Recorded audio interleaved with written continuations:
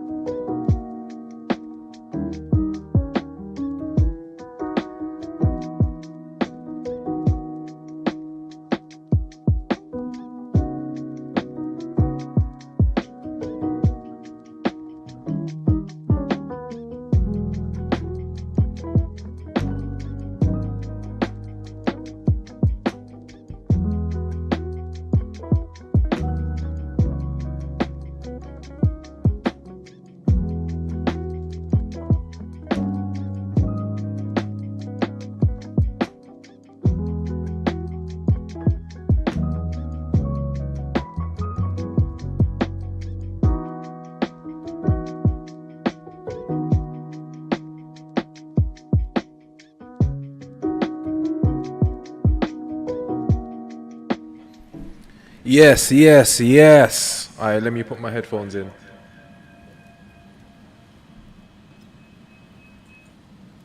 Echo. Sorry. What a way to start the stream. Hello, people. We are back.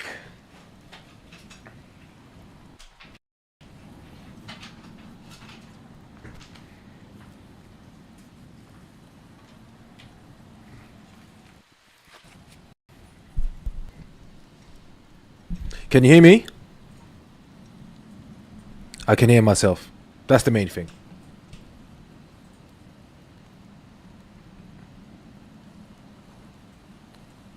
Yes, perfect. Welcome. Yeah.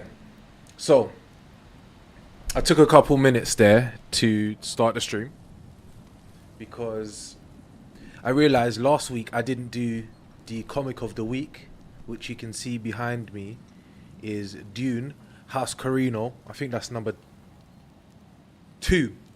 That's the last one I read. And I was trying to remember what the story is. These comics are an amazing retelling of the Dune story. And one of the things that made me pause and think was how much I actually hate one of the characters. And he appears in the movie. From my memory, the character is Batista. The person who Batista plays in the movie. I haven't seen the second one, so I'm really drawing back from my memory of the movie. Just confirm the audio sounds all good as well, yeah? But it is the Beast, Raban, Baron Harkonnen's son or nephew, one of the two. I haven't hated a character as much as I hate that guy in a long time.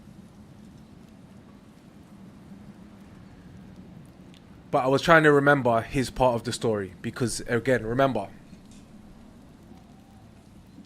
Alright, brother, listen, he's an actual, like, when they refer to him in the story, his name is the Beast Raban. In the comics, you understand why. So, calm. Thank you very much for confirming that. So, where we are in House Carino takes place after the events of House Harkonnen, which is the comic series that came before it. I think the original one, which I don't have, I do have House Harkonnen, and the one-shot Blood of the Sardaukar. But what the one I don't have is House Atreides, which is the one at the beginning, which makes sense. But what we have is in House Carino is the events taking place post House Harkonnen. One of our characters, Gurney Halleck, his sister was turned out by Beast Raban and the army. Basically, they took Gurney Halleck's sister and they just turned her out in the maddest way and they made him watch. And obviously it's to torture him, innit? But they've made him watch, and basically he's managed to get to Ix, which is another planet which is currently being occupied by the Tleilaxu, which are another... Is that the Tleilaxu? Is that what they're called? Well, you don't really see it in the comics, but you don't see it happening. It's not an 18 plus like where they're going mad. But what is it being implied is direct, innit? So it's at least a 15 plus. I don't think there's any. I don't think there's an age range on this. Oh, it says suggested for mature readers. So I assume that's 18 plus, but there's no like sex. There's nothing like that in this. It's salacious enough as it is. Because what's enjoyable about Dune is the fact that every 2 pages, and I'll try and show you what I'm talking about, you're changing scene, or you're changing location. So you might be on Keatan, or then you go to Ix, then you go to like the Bene Gesserit house. So yeah, so like this page, for example, you're in Keatan, but here you're in Xanova, which is 2 pages before. Page after, back on Xanova, which is place to place. Then you're in Castle Caladan. You're just going all around the place, so the pacing for it is super quick, and you're really just getting the movements of like big policy makers like on high levels. So where the mix up is, if you know anything about, yes, welcome, John, you are very welcome. If you know anything about the Dune universe, the whole thing basically functions and lives off the spice that is only made in one place, which is Arrakis. So everybody wants control, because if you control spice, you kind of control everything, because obviously it's used for trade. A lot of people are addicted to it. They use it for the Spacing Guild, for space travel and stuff like this. And they use it for a lot of stuff. I think they use it as well to help to train the navigators that the Spacing Guild use, which are like these mad, weird, non-alive, omnipresent computers. Also to train, I can't remember what that guy's name. I think his name in the film is Thufir Hawat. Let's see if we can find out what he looks like. I can't even remember the name for them. If anybody's watched June, you'll know what I'm talking about. The mentats. Mentats. Basically, the spice is used for everything. It's a major currency. And there's a lot of subterfuge and control battles going on. So, where we are in the story now, Leto Atreides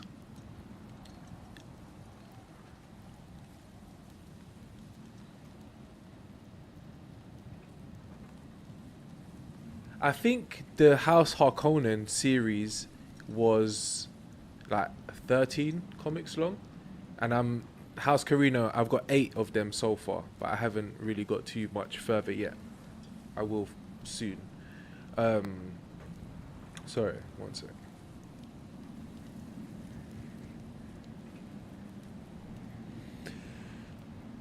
So yeah, there's a lot of things going on. People have been, so there is an emperor, Emperor Shaddam, who controls the Lancerad. These are all terms I'm trying to get to understand. So anybody who knows more about Dune, correct me, inform me. This is what I'm trying to portray, what I understand. This is quite complicated stuff. Emperor Shaddam controls the Lancerad. The Lancerad is made up of different houses. House Harkonnen, House Atreides, House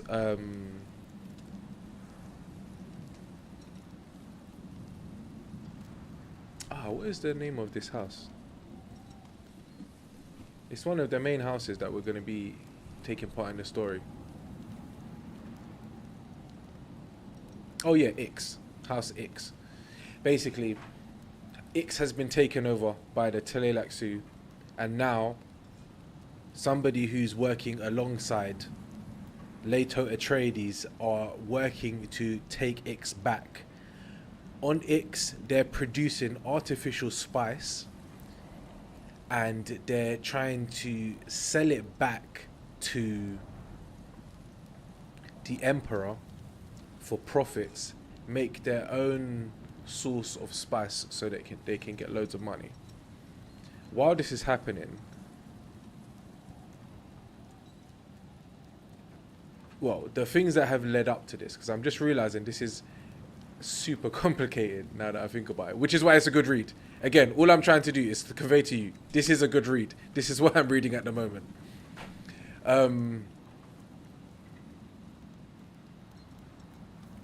Every single person in this story is betraying one another.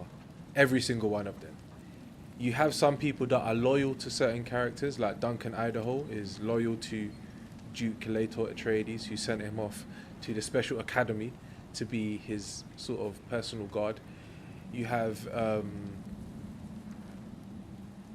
loads of different relationships, but everybody vying for control. But then the second layer to it is that this is all leading up to a war, or the birth of a person who is Leto Atreides' second child, who is going to bring about sort of the prophecy of the Kwisatz Haderach, which is like the end war of the Dune universe. But we're far from there. Where we are on episode 2 is trying to take control back of Ix. So, if you can, pick it up. If you want, I can borrow you House Harkonnen if that's where you want to start off. But that was the first thing that I was reading this week, and that's what I was thinking about outside, which is what I got carried away with, which is why I started slightly late. But the other things that I've been reading is, for the past 2 nights, I've been reading this. I don't know if anybody has heard of Junji Ito.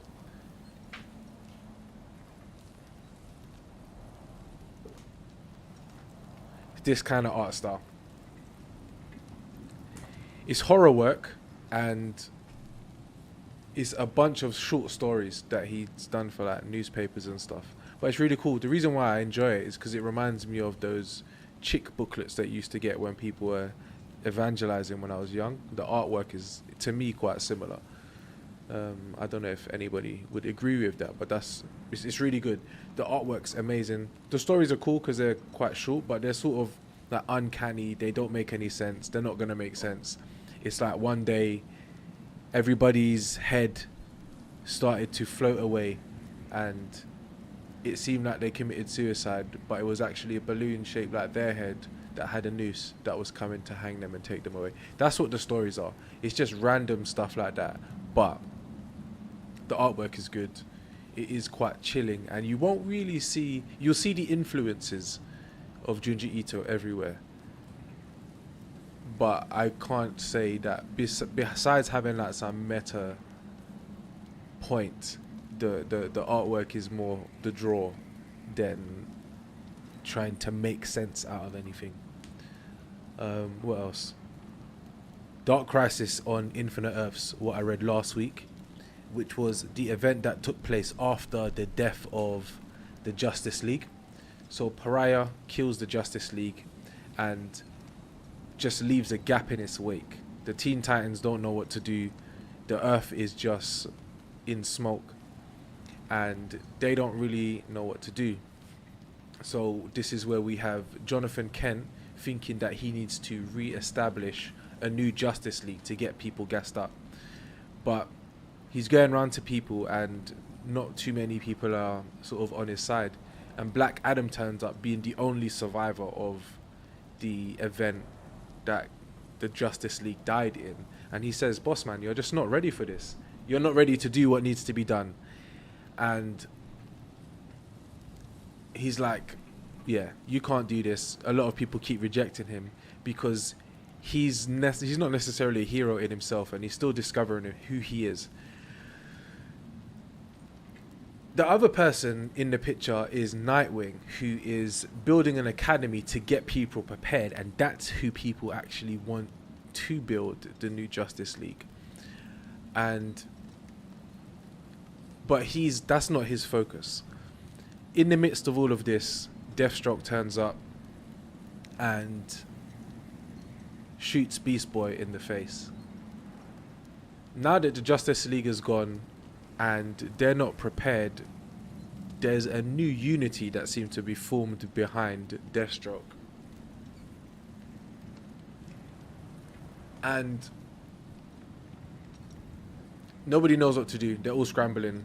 Obviously, Beast Boy is now shot in the face. Everybody thinks he's going to die. And they've basically had to scramble, and that was basically their warning. What we now see in the back is Pariah, who is the guy who disposed. Listen, it was mad. When I saw that, I was like, raw, I didn't actually know that these comics went that way. Because again, these things are all new to me. When we get to them talking about it, everybody's really stressed out and they're trying to figure out what to do. There are a few people who are still alive. Hal Jordan is still alive, Green Lantern. And they're just trying to go around and actually figure out what's happening sort of outside of Earth, along with the Justice Society of America who arrive to give a hand. Eventually, they find out, obviously, the superheroes are not dead, but Dark Crisis is basically the event where we see the Earth plunged into a place of hopelessness with the absence of the Justice League, and then how people on Earth pull together to overcome those odds in the face of imminent darkness. It was cool. You'd never believe it though. Good wins in the end. The other thing I've read, which is kind of cool, which I have here, is called The Martial King. It was just a random one. I didn't actually intend to read it. I think I was on a long trip somewhere and I didn't have my glasses or my headphones. So I thought, okay, let me just go on Shonen Jump and just read something. There's only 8 chapters out. And it's by the guy that created... the guy that drew...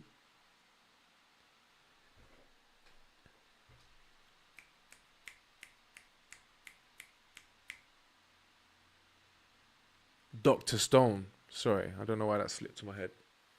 Trying to ready up the PlayStation in the back. It's the guy who drew Dr. Stone. And it's a super simple concept. You have M. Godspeed, and M. Godspeed has these golden arms that he uses to shoot, and they're the arms of God. The story starts, and he's trying to stick up this train, and this train is like 50 million times the size of a normal train, but he's standing on the train tracks like an ant, but he blows this thing up with his guns. Amazing artwork. Quite ridiculous story, but in a fun way. In the midst of that, we see his accomplices, and he's saying, you know what, I know my son is coming for me, so basically take some of the bounty money that you get when he kills me, and then take that as your winnings. The son comes, gets rid of the dad, and then he pulls his dad's body to the martial school. So in this post-apocalyptic world, we have desperados and we have marshals.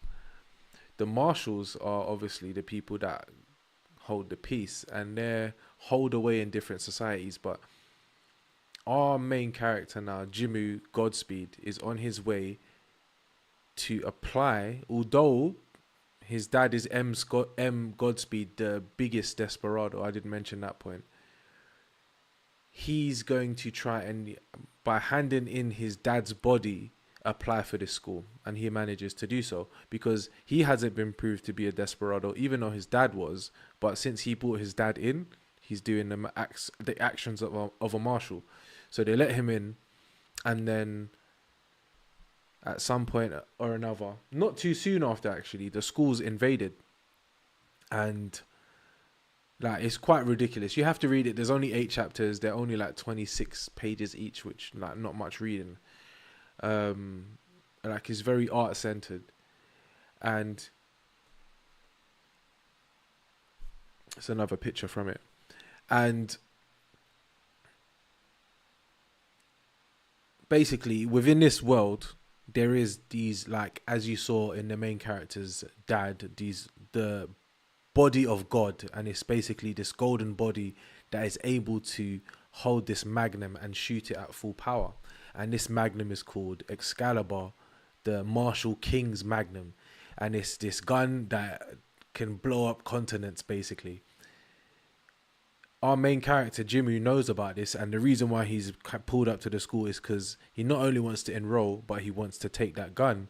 But people don't seem to understand, if you take this gun, your body will just explode if you can't handle it, like from the recoil, if you've been shooting it. So it's a mad thing, the biggest beta ever. And he finds his opportunity in the commotion of this raid that's happening by these desperados. And he goes to take the gun. He manages to take it, fend off the desperados. And this is where the real story starts. His goal is now to get rid of all desperados everywhere with the use of this gun, the Martial King's Excalibur. And then, yeah, we're just going from there. So the next chapter comes out in 2 days. So gives you some time to catch up. I think I told you about this already, Shoots. It's the biggest beta ever, though. No cap, bro.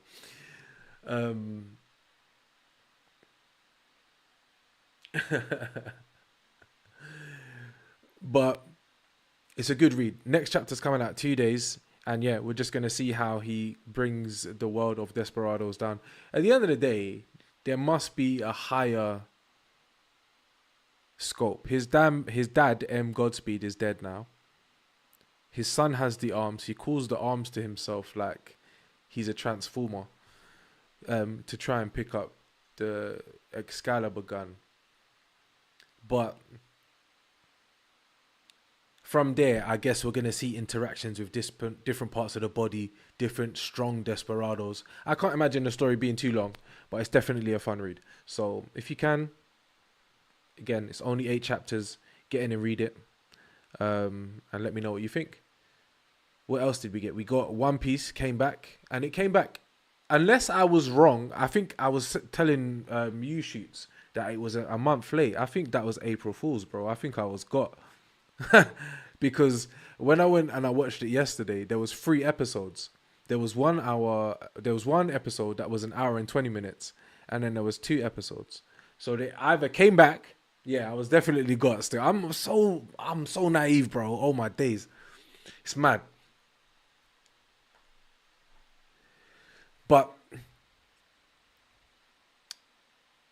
yeah, so you got the big recap of Egghead Island, which was great. It cut some things out, and it kind of made the time chronology not make any sense if you haven't watched it.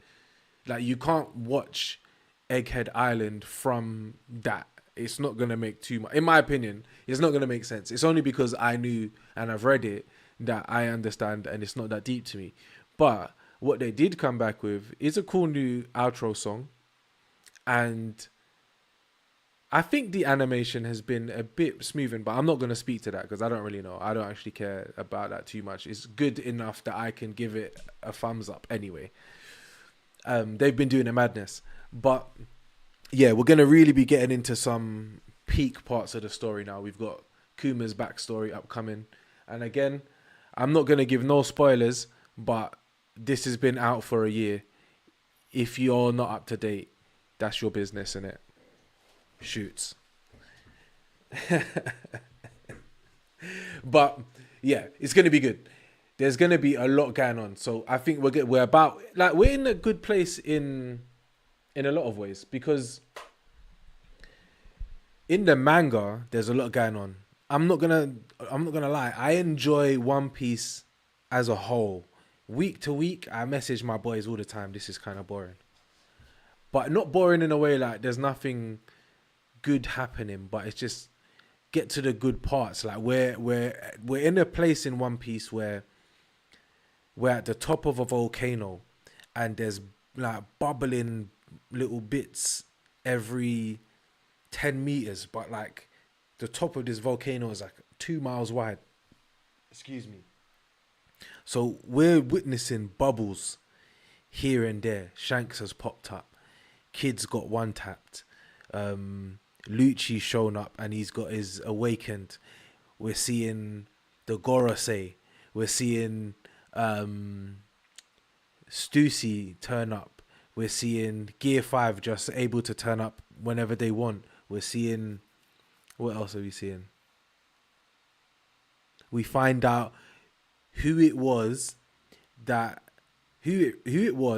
spoke to the Gorosei and said, there's a pirate you need to be worried about. We find out the answer to that. All of these things are little bits of bubbling information that's happening all around town. But I'm waiting for the big explosion, because that's where we are. Obviously, in the manga, we're not too far away from the anime. We're in the next arc. Egghead, and it's Egghead, and then it's Elbaf. So I'm only saying that because they've said it in the anime. So, and it doesn't really tell you anything anyway, because where we are in the story, we don't know what's going on. So that's where it is. And what's about to happen in the anime on Egghead is going to be mad, and I can't wait to see that. So I'm looking forward to seeing that week to week. I enjoy that week to week anticipation. I know some people enjoy the build up. I'm not as sort of like close to that side, but I definitely hear it, man. Each to their own. But that's another thing that's good. I think we're also getting Black Clover this month. What else are we getting? I don't really remember. I think that's the most of the things that I had on my list. What else am I trying to read? I kind of just want to catch up on House Carino this week. I'm not sure how much time I'm going to have. But that's the comics and the books of the week. This stream's not even going to be that long. I'll be very honest with you. It's going to be quite short, in fact. But I just wanted to get it out.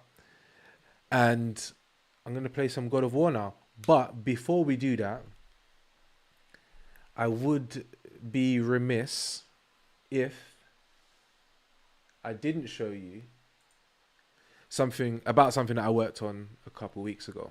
So it's just a small technical explanation. Sorry.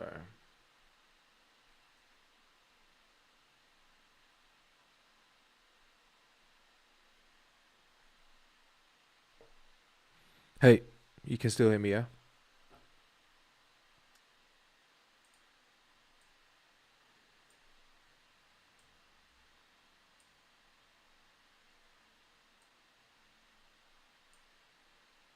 Man, just flamesing up myself. Anyway, what we have, where I was the other day, I was in a place called Outernet. Outernet is in Tottenham Court Road, and that image that you can see there. Sorry, I just need to double check that you can actually see me even. You can see this, yeah? You can hear me? Cool. So just QCing myself. So that screen that you see before you is behind the stage. The day that we were there, it was just to provide a program output of a camera mix of the room. No live streaming, no external output, no sort of real hands on the information after. I do have the footage which I can play for you actually, which I'll do in a minute. But our job, we were sitting. I can get the telestrator out. Hold on. Hold on.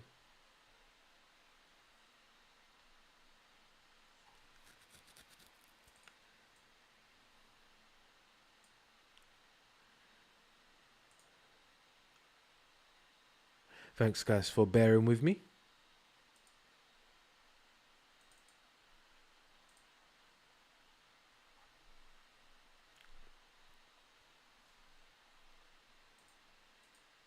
Boom. All right. So, Isaac and I were set up here. In this room, we're basically overlooking the stage. So, there's not really anything up here. There is a walkway, but we're in the side of the room that is just reserved for staff. And they've got their audio desk in there, their lighting desk, and it's obviously positioned in front of the screen so that they can easily see everything that's going on. If you were having a live band, obviously you want to be positioned in front of them, but also they are able to connect through patch bays anywhere in the building. So what we have when we're looking at things like, so this is the, sorry. This patch bay here is what allows us to connect to different points of the room. So there was actually a stage in front of that screen. So half of it was actually cropped out. You'll be able to see it once I play you the video. But behind that screen, there's a patch bay. What the patch bay allows you to do is to connect different parts of your room basically through the wall without having to run cables across places. There's probably two ways you can do it. You can do it through actually running the cables, or you could do it through like a network cable, have everything running over the Ethernet if you just was to have an Ethernet port and connect everything to a switch. So by connecting different switches in different parts of your building over one cable, you could probably condense it down. But with this one, I'm sure it's just a point to point. From my understanding, in that venue, they had a Blackmagic video hub, and basically that's a, let's say, on the smaller end, a 20 in, 20 out system. So you can have 20 inputs and 20 outputs. When you have your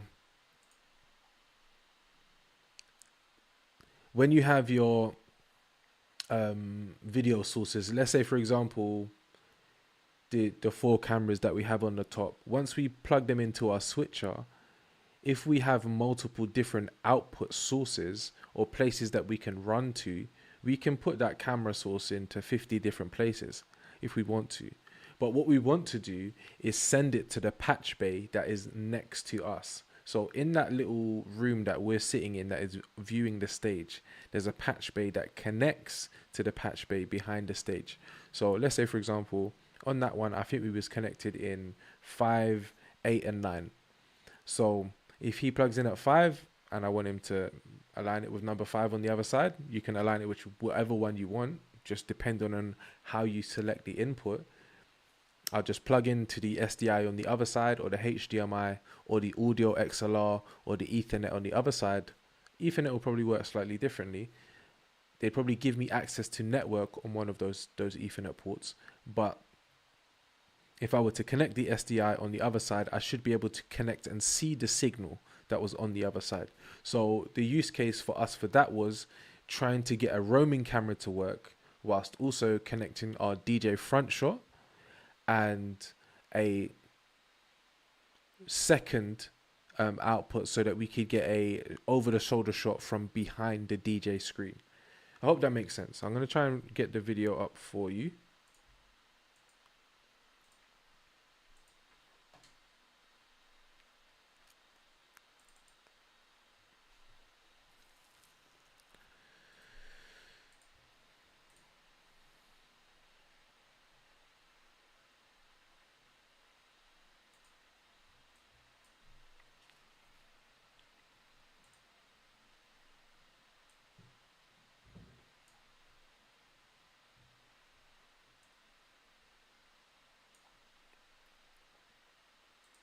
It's actually a vibe listening to the tunes that are playing. But as you can see,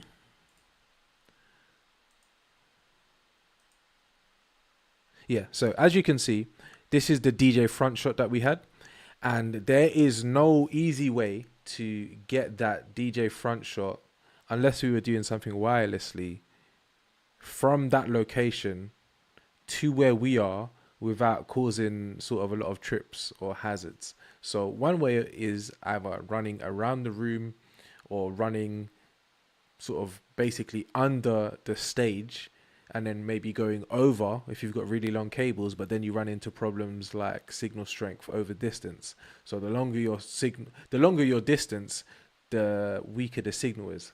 And we were even encountering some of those issues on the day where some of the cables weren't working, some of the strengths of the signal wasn't just carrying over that distance. So these are the reasons why we had to pivot and have one SDI behind the stage and one in front just to account for those issues. We were also really far underground, and the Holyland transmitter receiver that we have wasn't working the best. So again, we had to pivot to cable. The patch bays is what allowed us to implement that workflow. So we also had, so this was the camera that was sitting next to us. So we were in that little room. I had a camera right in front of my mixing desk, just looking down at the DJ booth just to supply a second shot. But if you look closely, behind the barriers, you can actually see her plumbed into the screen. So again, what our job to fulfill there was give them a program output from our mixer for them to plug into the back. I don't think the VJ really liked how it looked. He thought there was going to be a lot of feedback. There were some parts where it was quite white, like, so the colors didn't look too good, but I mean, me and Isaac thought it looked fine. You guys tell me, what do you think? So this is Baby J. She came over from Australia for this event, from my understanding. And these are some of the crowd shots that Isaac was able to get using the Blackmagic 6K Pro, just the small handheld one. Sorry, I've been talking for a while. Yaponomics. This guy's a true bro, but oh, cool. Good, another thing. So this is the rear shot. I was going to say back shot, but somebody's going to call me out and I'm going to have to say pause. This is the rear shot from the room, where you can see it was actually quite full up. And you can, if I look again, let me get the telestrator out. Sorry, remove that. If you remember, we're sitting up here. Let me clear this out actually.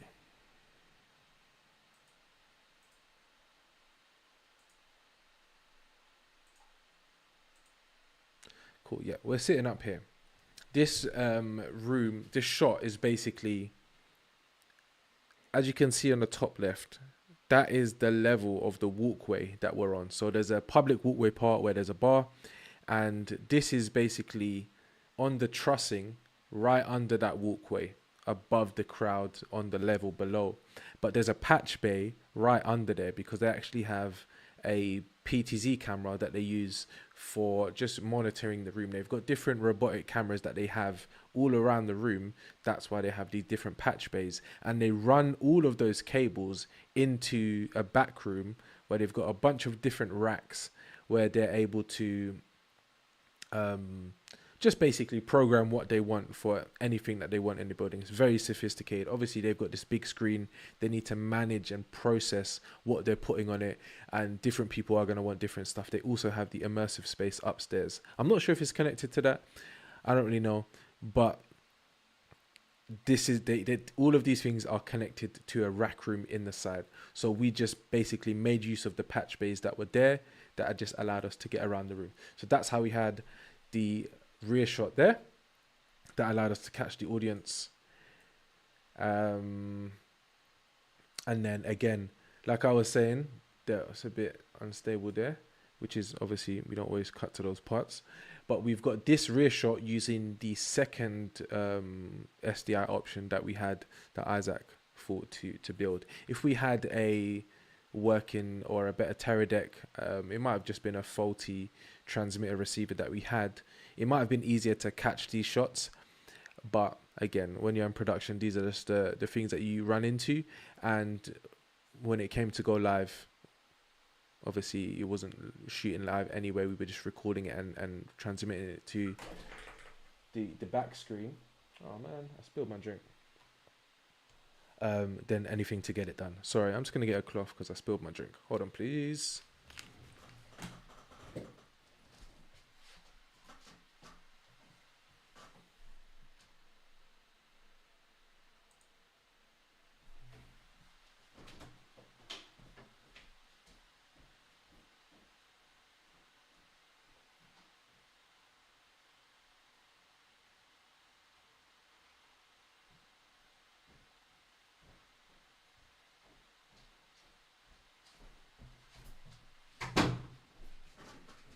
Does anything I'm saying make any sense, or have I been mute this whole time?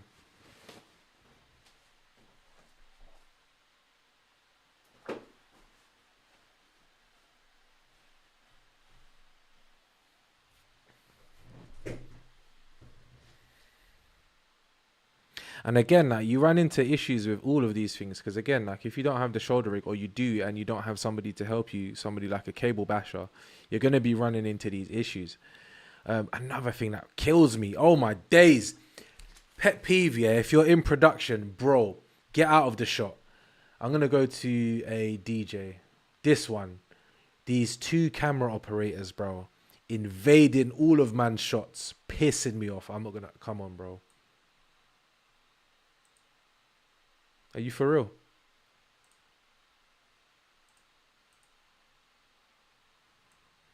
Are you seeing this?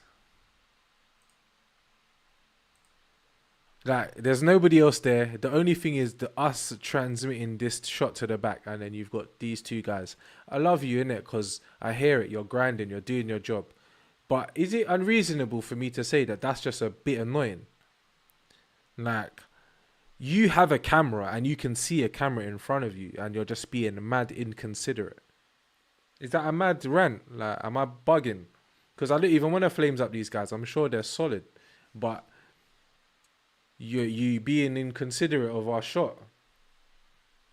Are you going to just say, I'm being inconsiderate of yours? Ours is static, bro. I'm all arguing with them like they're here.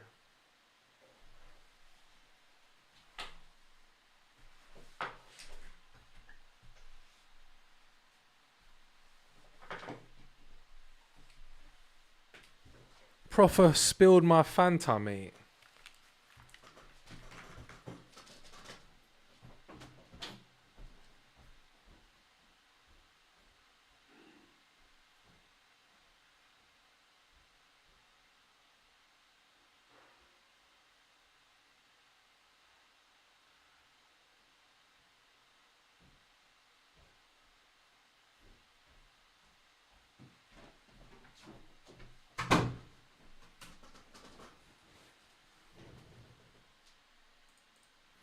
Sorry about this.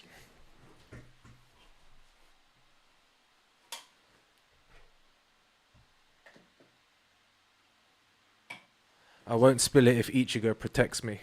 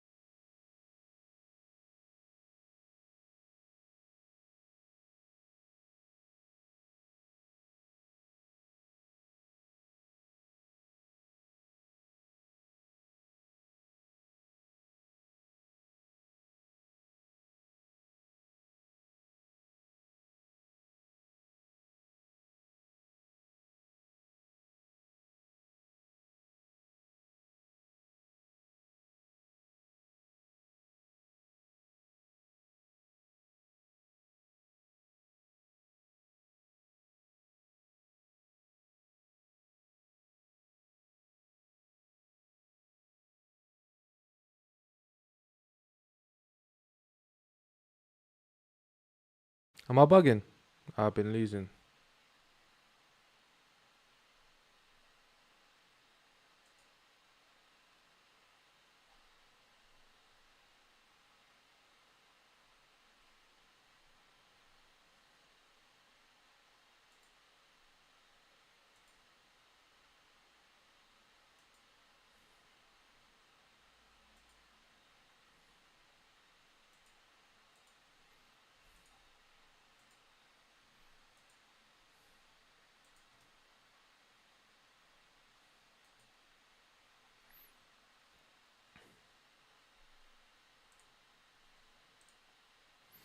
Sorry.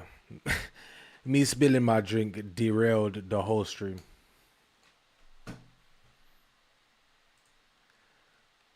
But we move.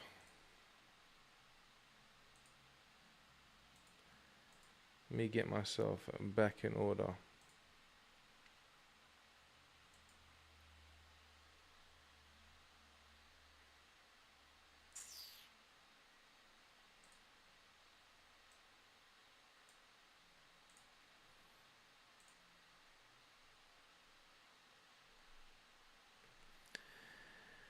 Am I still able to be heard? Yes.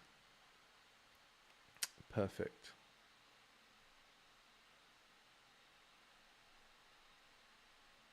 So yeah, what we were doing was going through the job at Alternet. So yeah, we're just going through these shots. I was talking about these guys in the back. But yeah, all we're doing is just trying to feed these shots into the monitor that's in the back. But it's doing these types of jobs that reminds you of how many different things you have to think about. So again, like I've said before, we're up in this room on the side over here. And all of our cameras are going to be used either down here or around this area. We need to make sure we can get our cameras to each other. So when we look over to, again, we've described the patch bays. We have different camera types on top.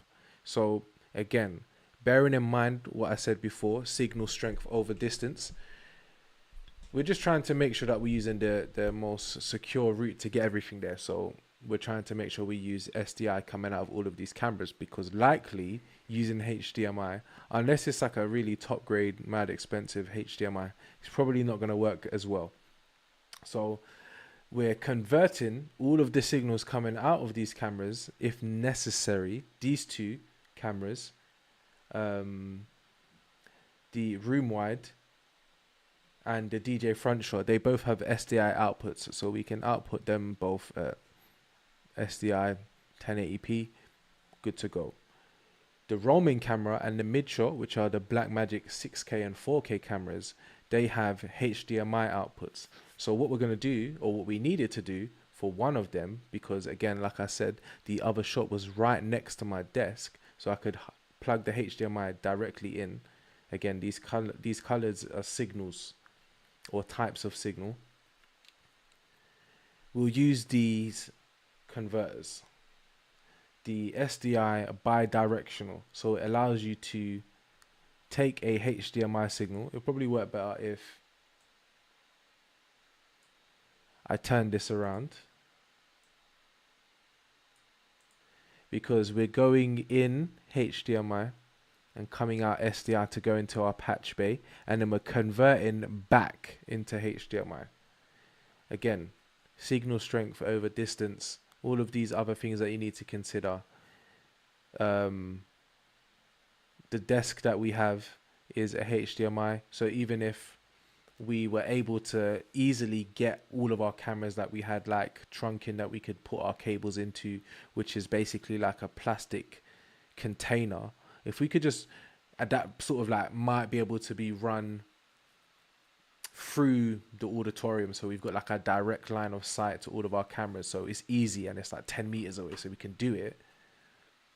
We would still need to change the signal from SDI from the cameras that required it to HDMI, because it only takes in HDMI, which is always just something to consider based on the kit that you have when you're asking or speaking to your prospective clients about how you're going to perform your job, and also things that you need to bear in mind, because they can easily trip you up if you don't have things to account for. Because again, Blackmagic is a great company and I fully endorse them, but sometimes those converters don't always do the job the first time, and they don't always work immediately, which is annoying and understandable, because nothing just works, and we always have to struggle and strive. But these are things that we need to sort of take into account. So let's look at the rest of the workflow. So I was sending one signal out through our HDMI, which is on this unit, the A10 Mini Pro ISO, you have two options for an output. You can use your HDMI source, which usually carries your multi-view, which is what I'm using for my stream. So I plug my PlayStation into my A10, and then I basically make my output just the main source. So my program out source, that's what I make what I'm viewing, because there's a button that allows you to do so. I'll show you which button that is right now. So when you look on the A10, this is a 1, 2, 3, 4. These are the 4 inputs that you have. So again, that means I can look through this HDMI output that is inbuilt and take a direct look at each input one by one, full screen, just so that I can get good quality control over it, just to make sure, is the image sharp, are the colors good, those types of things. What I'm doing, I'm plugging into camera 1, and then I either cut whatever my source is to the program output, which is, again, our program output is the source, what the audience is seeing. So basically you can actually see it. It's basically camera 1. I would turn camera source 1 on. I'd cut to it, so it's in my program source. And then with this button down here, which is program, I would press that and I'd see my program source. Or I can click on the button next to it and show my multi-view source. I'll show you what that looks like on the next stream. Anyway, the second option that I have, which is what I used because there wasn't a lot of space, so we couldn't use multi-view screens and have a bunch of different outputs, is I used the USB-C source, which you would usually use as a record source. So you'd have a plug-in SSD in there to record all of your ISOs, which is basically just recording your camera outputs. But what you can do in the A10 camera control is choose what your output source is. So what I then did was used the USB source as my multi-view. So I just did everything on vMix, then changed my mind on doing that, used it as a program source and just cut it raw, which was fine. We're experienced in doing that. We've done it before. There was some hang-ups to it, but when you're in these tight spaces with little time to plan, sometimes you just have to improvise.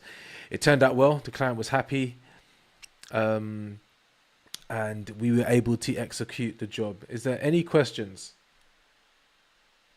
Again, when you have stuff on this screen at the back, I think the guy was saying it's like a 4x12. It looks amazing. And again, the VJ, the visual DJ, who was getting our HDMI output, was then converting that signal to SDI at some point, and then it was going back into that patch bay for them to route to the rest of the venue or whatever screens that they had. So that was the job we did last week, and that was the production part of the show. If you do have any questions, please let me know. I'm going to take a sip of drink, because that was a long while of talking. But I hope that made sense to you. It made sense to me.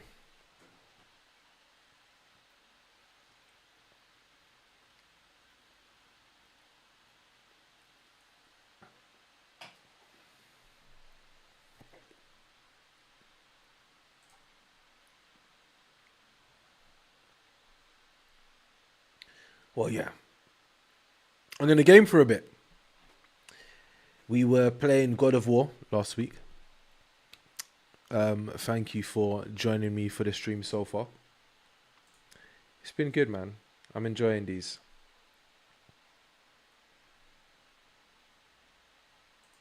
But yeah, that was the workflow of the week. So I hope that made sense to you. If you do have any questions, please feel free to ask. I felt quite rushed. Not by you or by anybody, by myself. But I didn't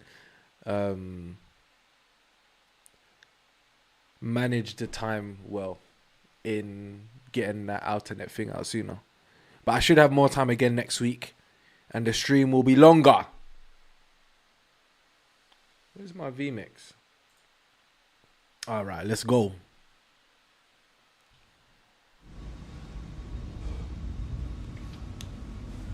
I think I need to turn down the lights for this one, mate.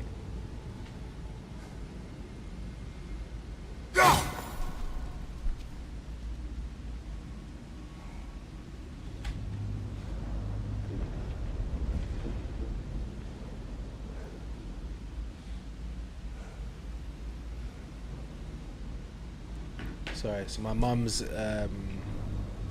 B-day soon. It's a G-day. Somebody was just sending love. Send love to your mother on her G-day.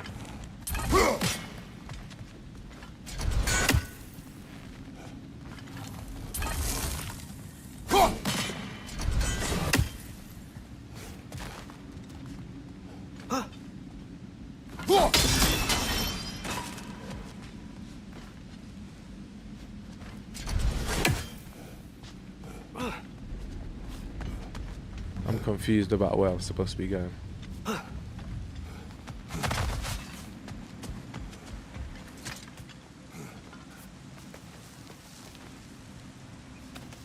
wait, did I come from down there? Oh yeah, I did.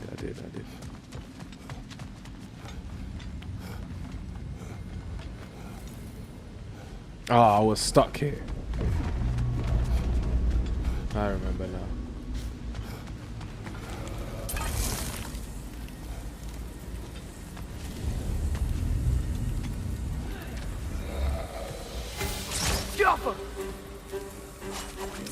And here we go again.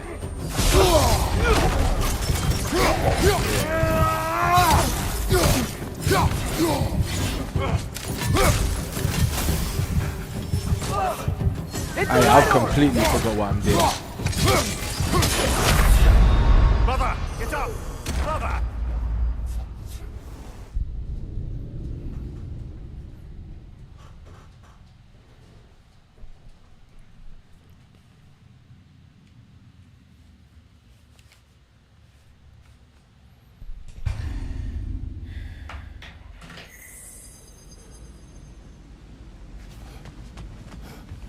I now remember why I tried to forget, because I was struggling last week. God damn.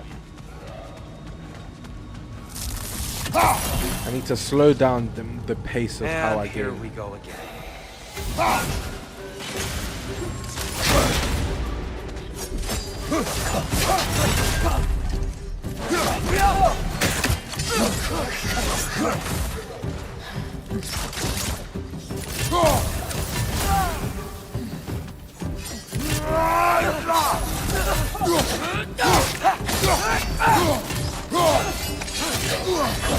Maybe you can throw those back at him. I didn't even see what he threw. Brother!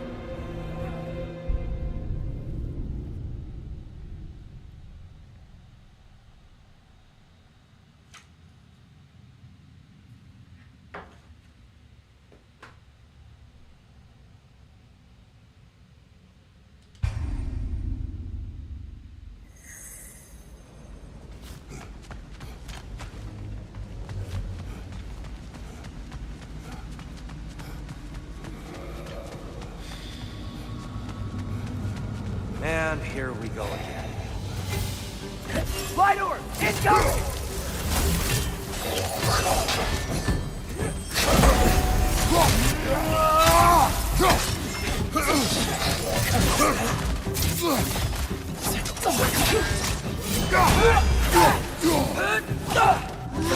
Left side, incoming!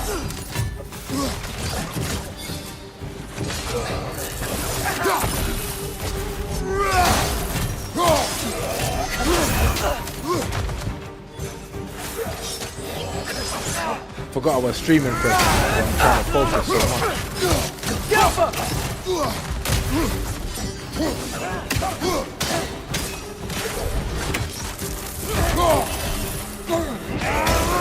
what a good job.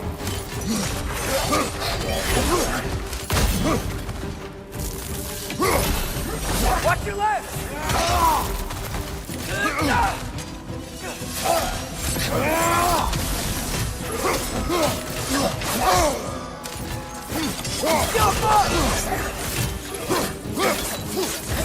I need this difficult guy dead. Oh, the other guy's so difficult. Oh, wow. Come on, get up, brother! He saw that I wanted him gone out the way and he decided to take me first. Ah, damn.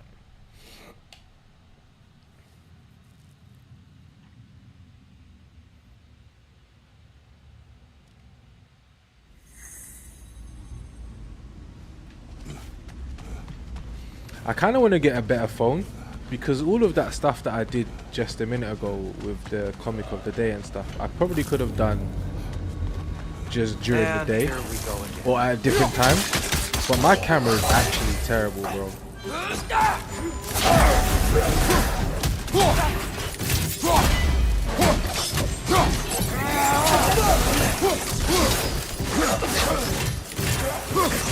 Watch out!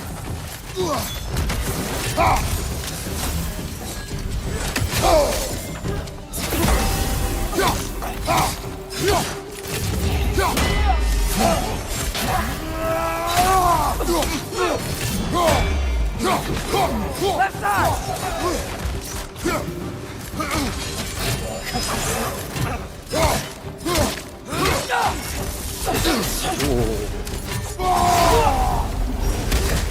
How did I get rage? I guess it just builds up. Light up on the left! Sorry.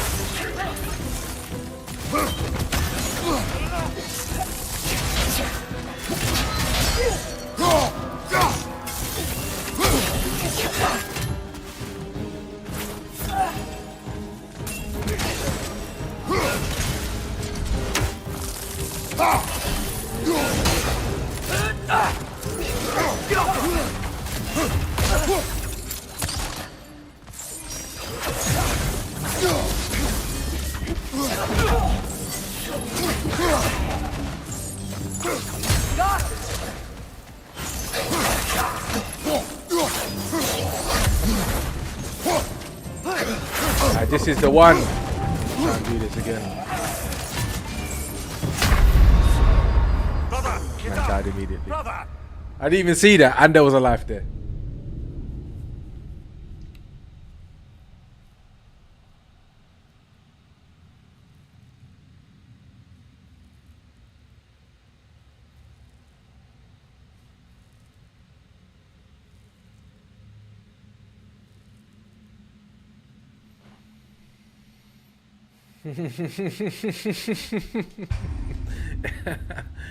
So I swear, bear my bridges like, oh yeah man, good idea, but I'll still punch you up though. Like, what type of relationship is that? I'll give him some more pause. And here we go. Get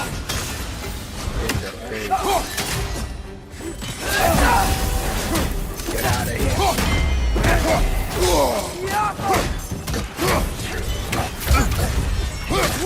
Big ball of light coming your way. The difficulty is the same as last week, you know, and I'm just getting one tapped.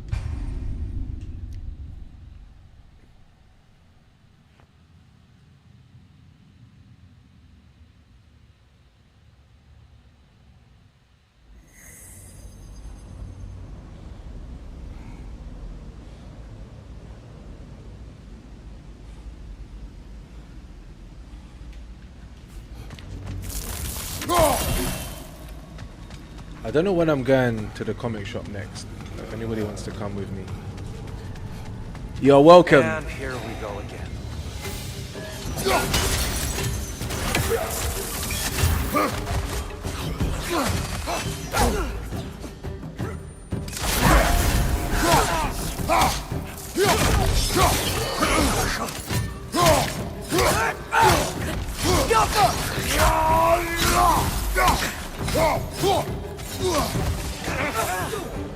Oh, well done, big man.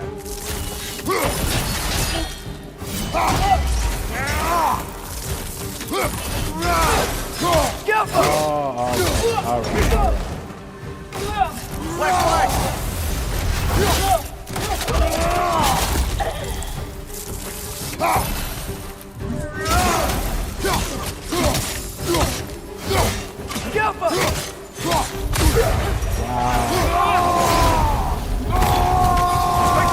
Coming your way.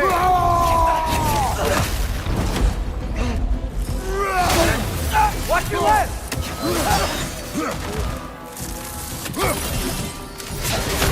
Oh my days! Get up, brother. From the side. I need some more equipment. Alright, let's level up. Can we level up? Oh, I thought that was the run, you know.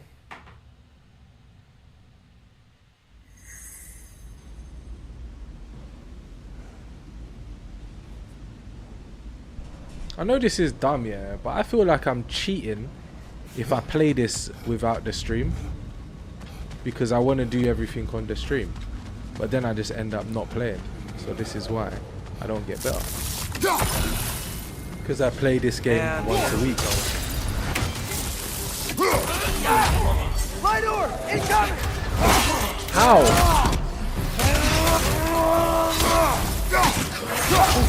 Oh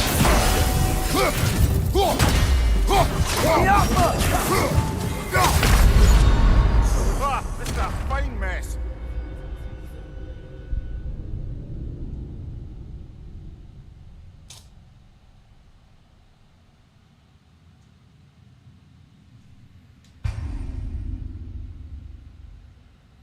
How do I slow down the pace when there's 17 guys? Let's go a different way.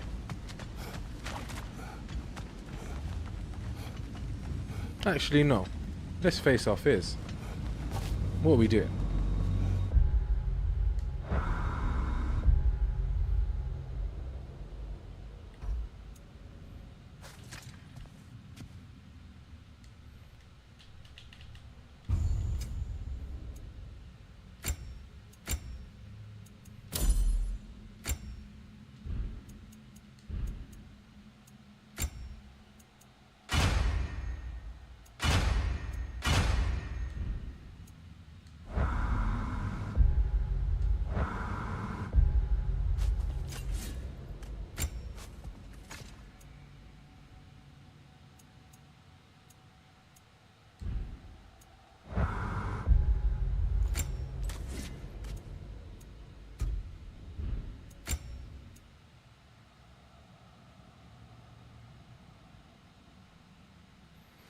I don't even know if that's gonna work better.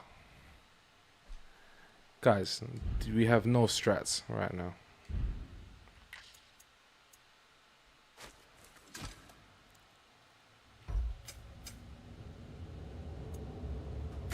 I can't even buy anything to make myself feel better. Oh yeah, I can actually.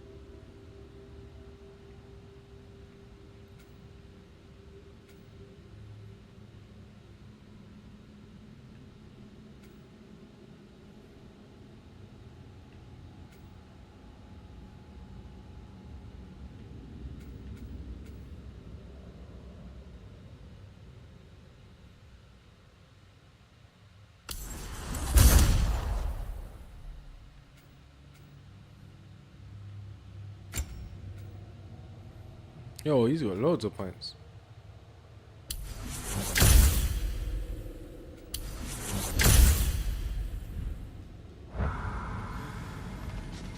Alright. I spent points. Now we're gonna win. Oh wait. Why do I keep not making use of my environment?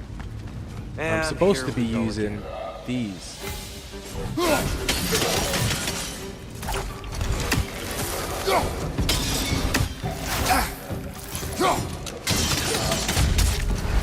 See what I'm saying? I'm supposed to be using that.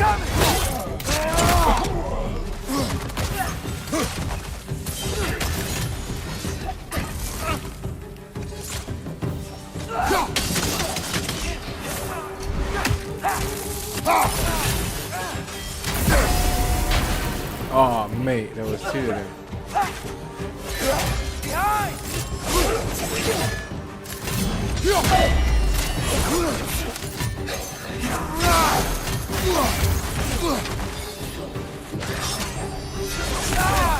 Oh, yeah, no problem hitting the child.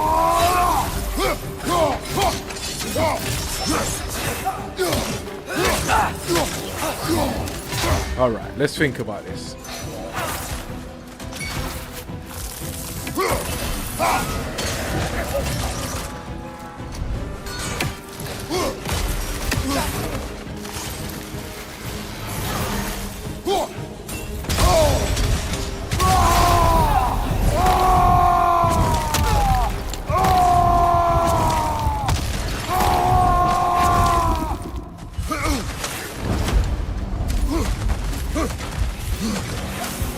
Come on, get up, brother. I couldn't escape.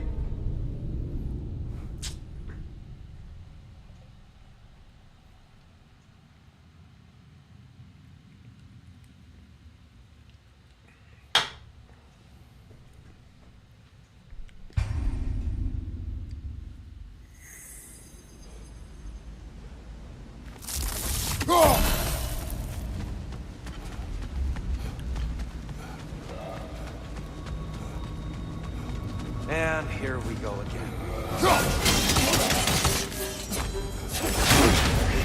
Behind you, watch out!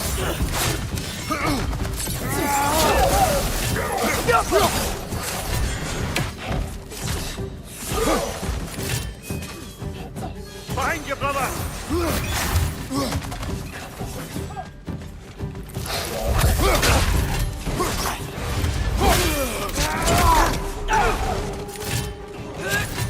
Ah, flop that one. And that one. Right order. And that one. Oh my days,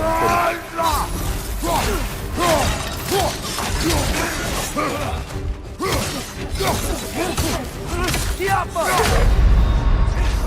Come on, Kratos! Off your back! finished. Bruh.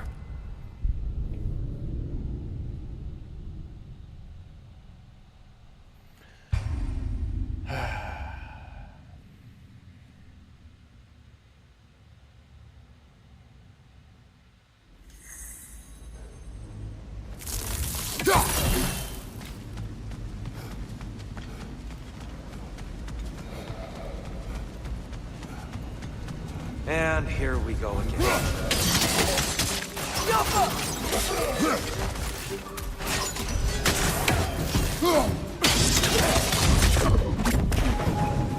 Father, watch the orb.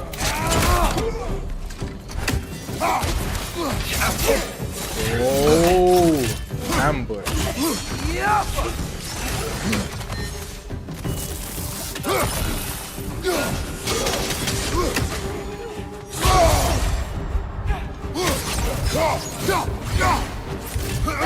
Left side, incoming.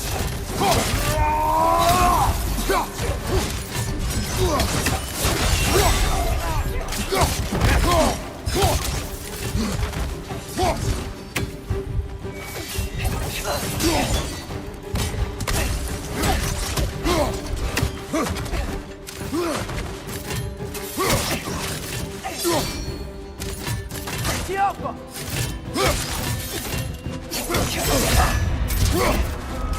How do I change weapons?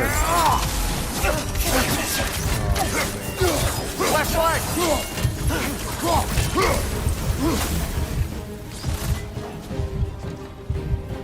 I'm a joke man for that.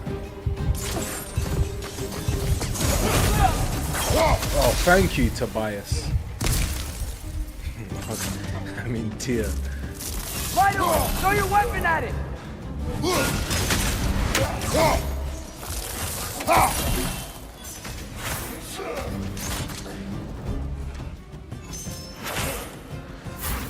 Oh my days, how did that fly?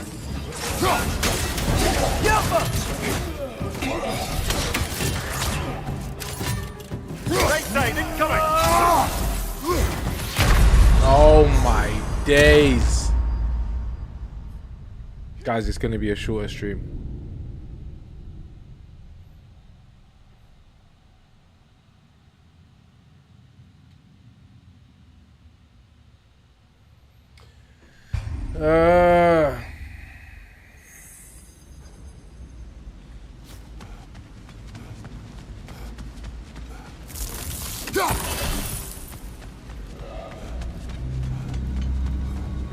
And here we go again.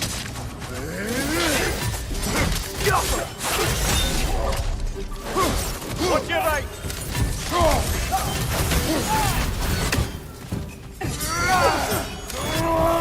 Right bomb! Careful!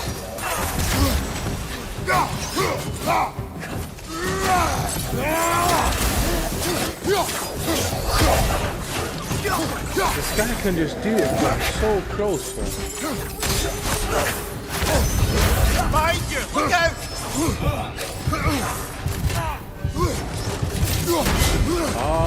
Okay.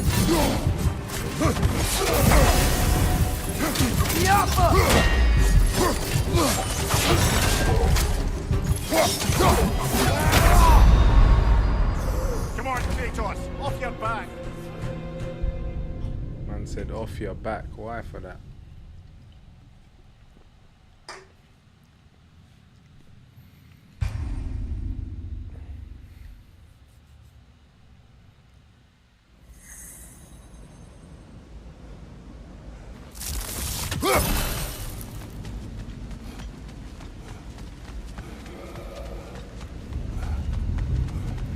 And here we go again.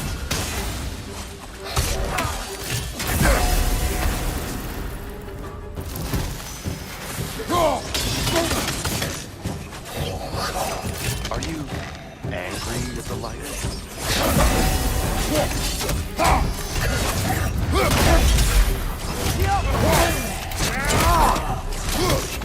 Watch your right!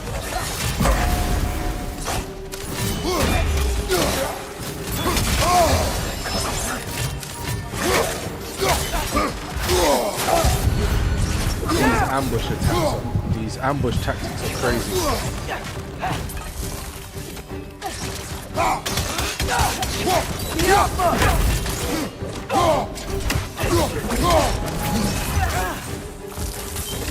I need to throw them back. I'm not anticipating it this time.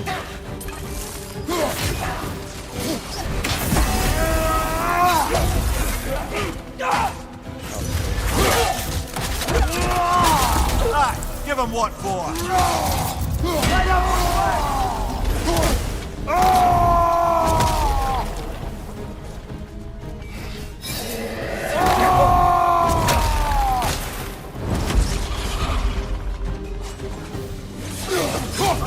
Oh, we're in a new stage because I ain't seen these guys.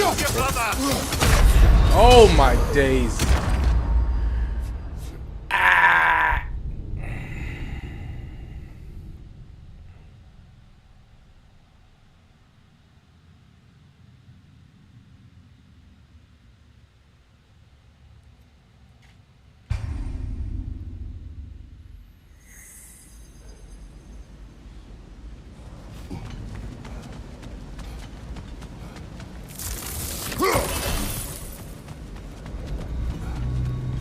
And here we go again. Big ball of light coming your way!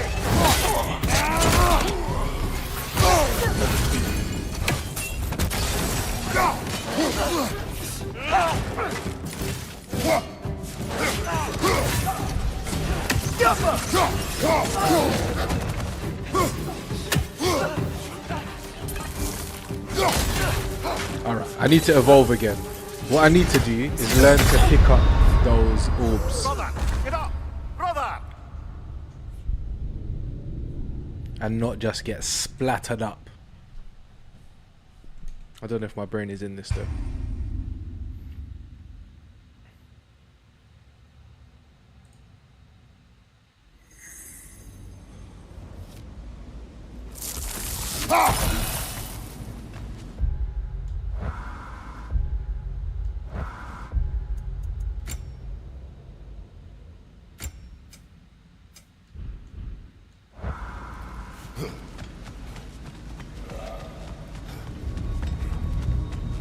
And here we go again.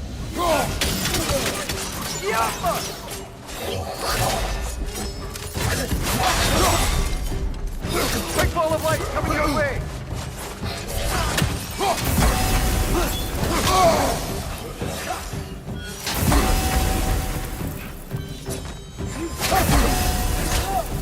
Left side, incoming!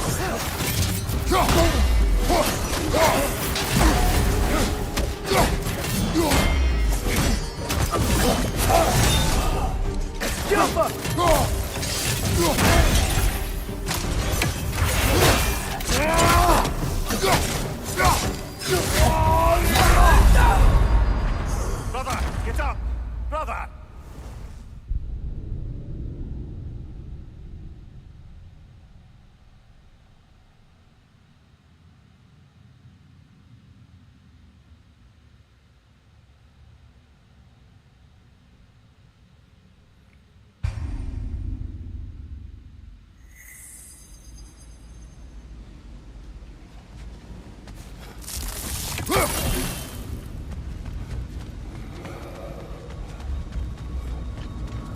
And here we go again.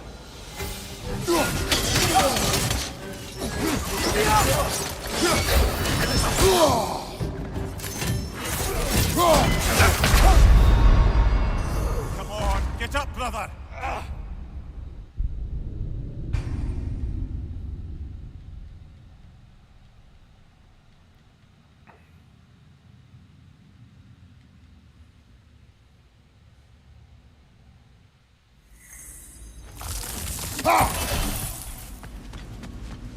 I have maybe 5 more of these in me, and then I'm going to have dinner. And here we go again.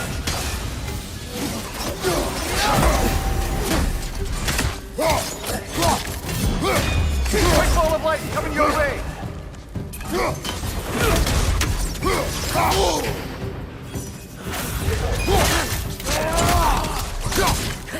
What's your name?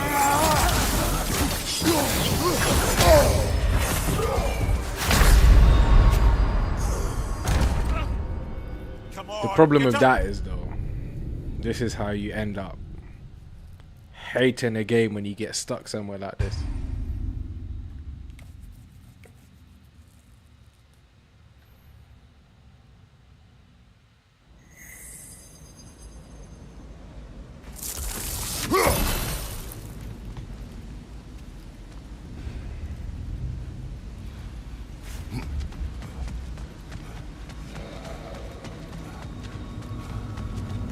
And here we go again.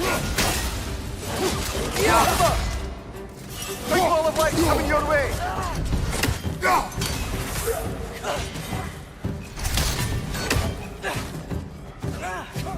I'm pretty sure you can throw those things back.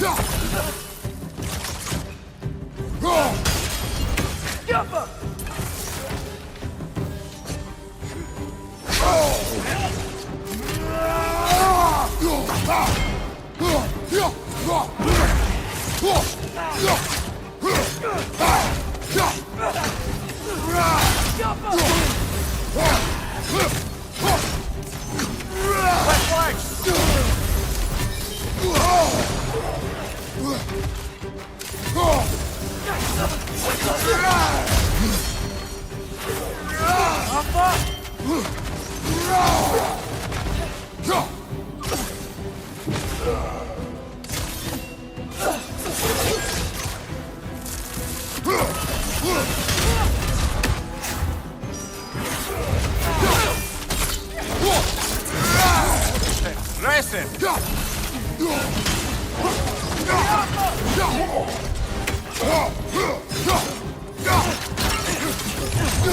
Behind you, brother.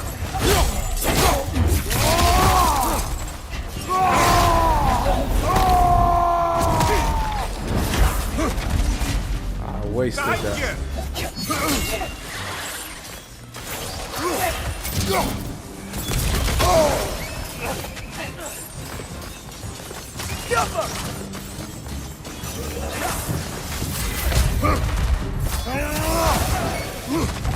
Oh, how do I change weapons?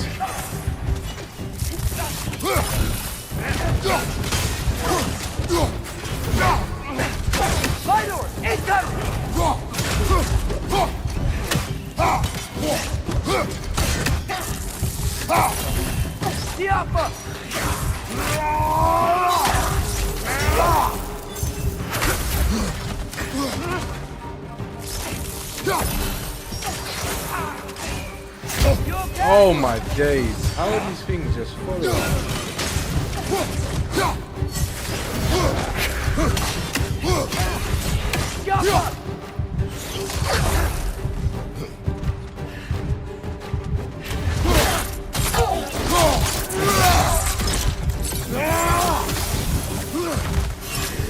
I'm dead.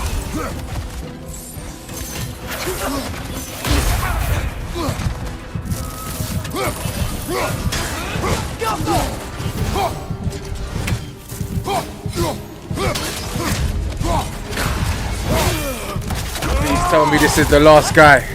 Oh my days. Chat. I'm so happy we're past that. Brighter than I remember.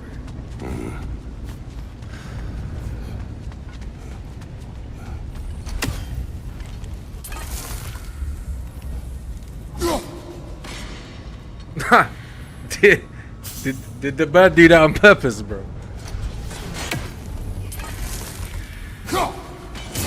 One rated down. Alright, chat. I need a 5-minute breather. So I'm just going to grab a drink. I'm going to put the oven on because I would like to make some dinner. But then we're just going to continue from here. So yeah, just give me 5 minutes. I hope you're good. Thank you for your patience. And yeah, grab a drink. Stay hydrated. And yeah, back in 2.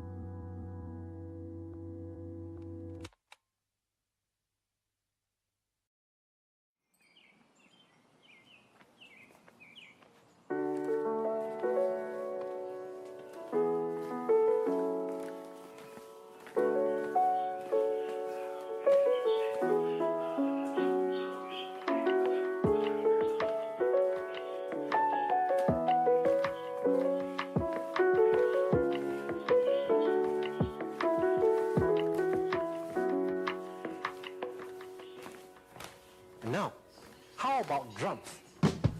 An instrument everybody loves.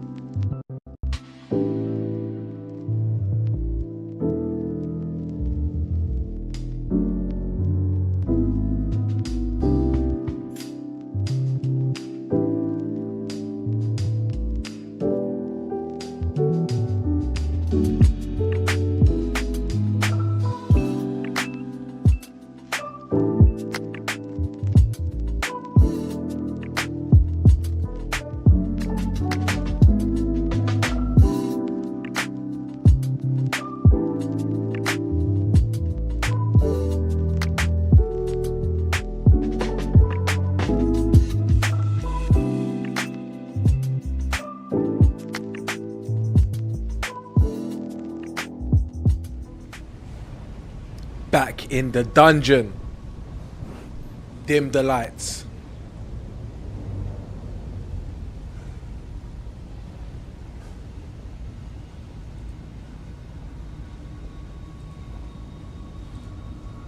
Is my stream up still? I might have just got content blocked.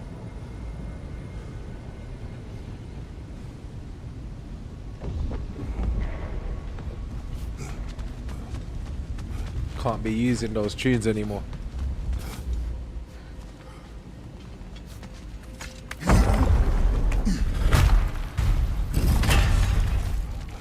Another light door.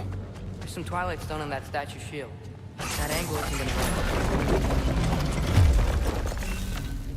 Do you think there's any way to stop the elves from fighting each other? Had Freyr not abandoned the realm, a lasting peace may have formed. But now, Can we really place all the blame on Freyr? This war started long before his arrival. but he had the power to heal this land and end the war, did he not? He made his choice. The wrong one. For Alfheim, perhaps, but not necessarily for him. I suppose we're all entitled to walk our own paths, regardless.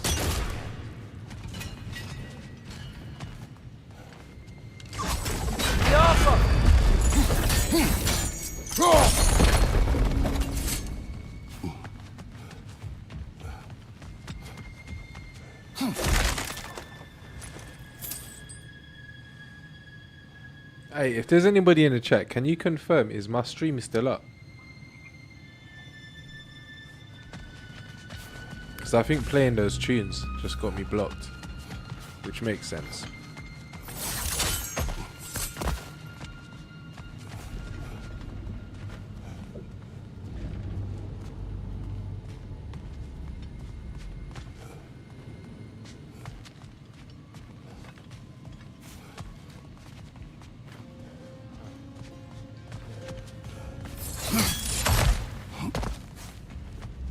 Because I could sign in through my own account, but then I'd obviously see it.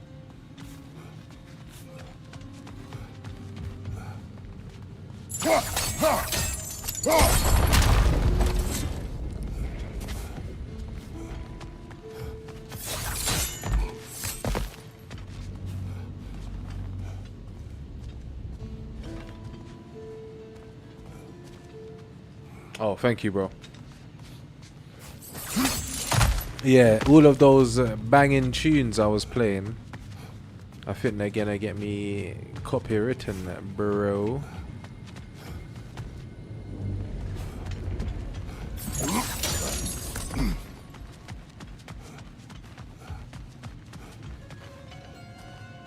There must be a way to move this statue's Twilight Stone to get the right angle. I thought it was in the right place.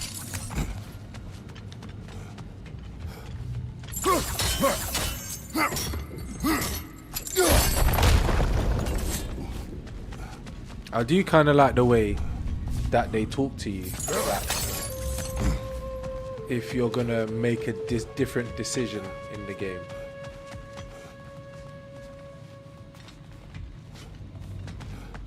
Yeah, then how do I get to it? How do I get to the Twilight Stone now?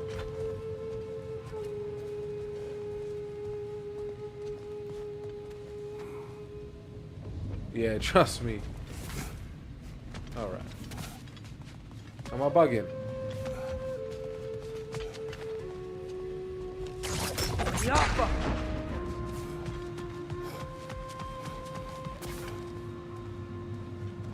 Wait. Where's the stone I'm trying to destroy?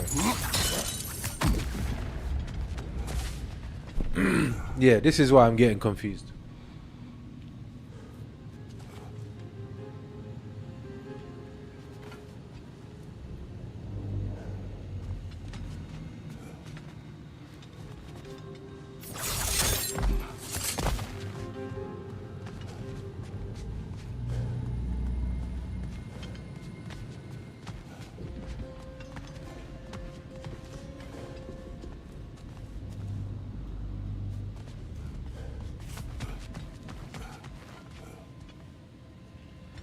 So I need to move it, and I moved it back. I'm confused now. Statue keeps getting stuck on the wing. Oh, wait. I'm so blind. I saw that the whole time. The shield moved. I saw that the whole time, and for some reason...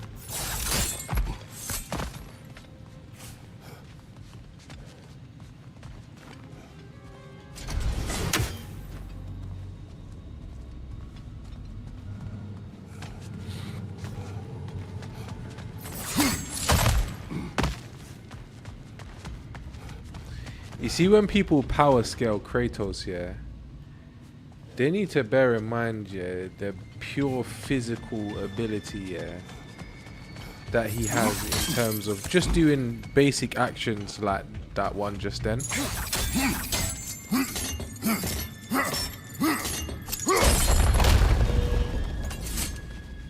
Please tell me that's it now, man. I feel like I shouldn't have been here for this long.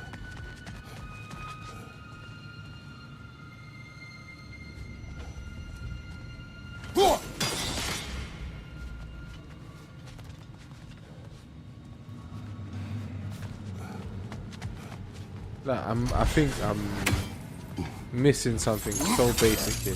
Whoever's played this game before me, I'm sorry for frustrating you right now, because... Oh, there's another one.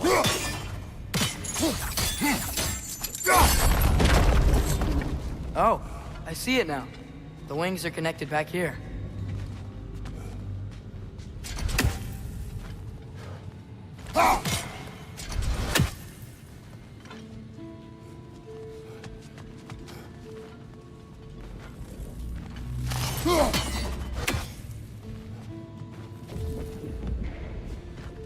Oh.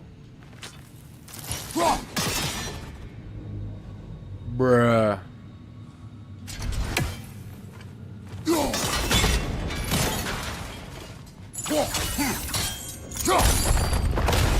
That looks right.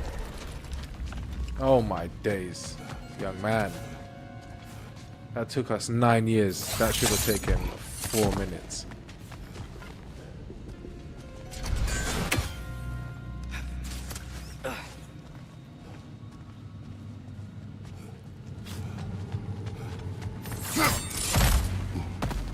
Here, the last time we were here, we killed the Dark Elf King. That's unfortunate. I'd wondered what became of Svartalfur. We had to defend ourselves. But when he died, he told us we helped the wrong side. I see. That battle kept me up for ages. First time I beat the game, I was able to do it. Second time I got stuck. And I was playing with Dom, and I actually had to give him the pad. And he could work it out. My brain wasn't there. Think so. It could just be the storm. Perhaps we can investigate once we've uncovered a mysterious seer's hidden prophecy. Sorry, I realise it's mad hard to hear me and the game at the same time. Yeah, I was playing the Dark Elf King that he's talking about when we killed him before, and that battle mashed me up still.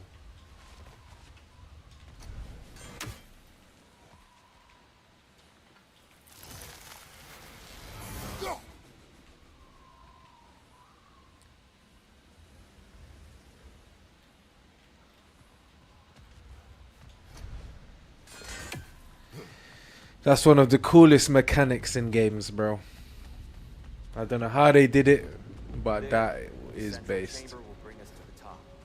Once we find our way past another light door.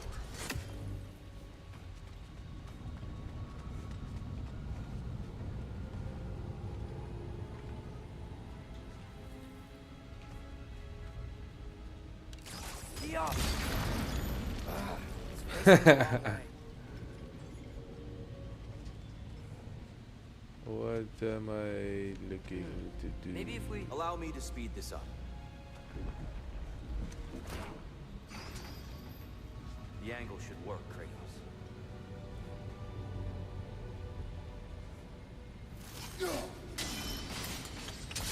Well done. Boom. At your service. Oh, the light of Alfheim. We end the boom bappinator.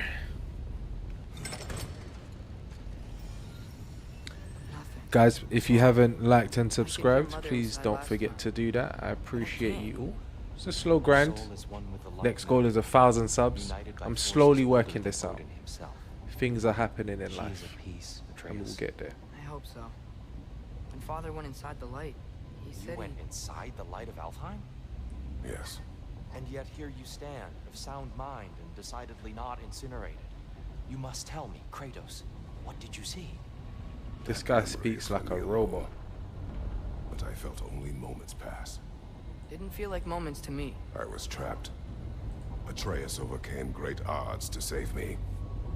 One could but only imagine. Well then, Groa's triptych awaits. So, did you ever meet Groa? Many times. But she was plagued by constant visions, so conversation was difficult, to say the least.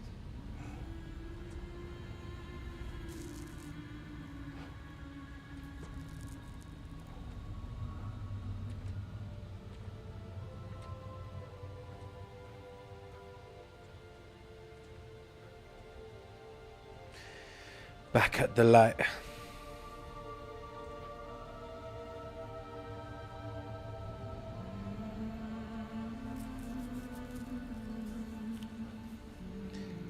My wife.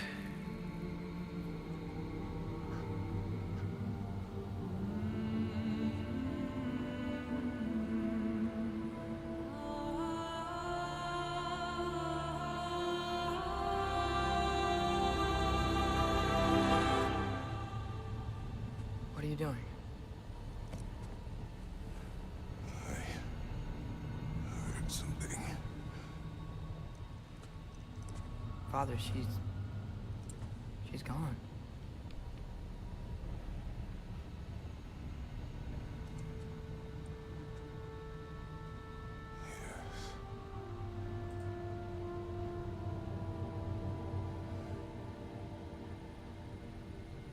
Keep moving.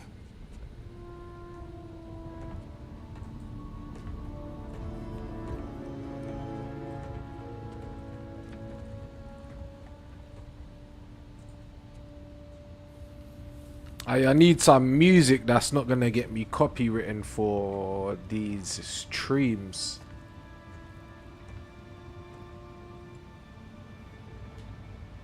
We're almost there. Huh. They've changed some stuff. Last time, there was all this hive stuff up here. So many dark elves. All this time, I thought the dark elf king... I thought all the dark elves were Racist. here. Yes? Did we help the wrong side?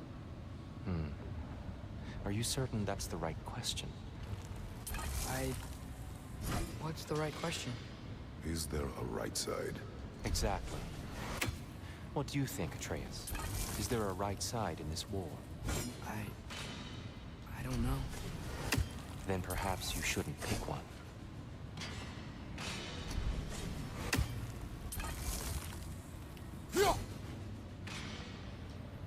Based.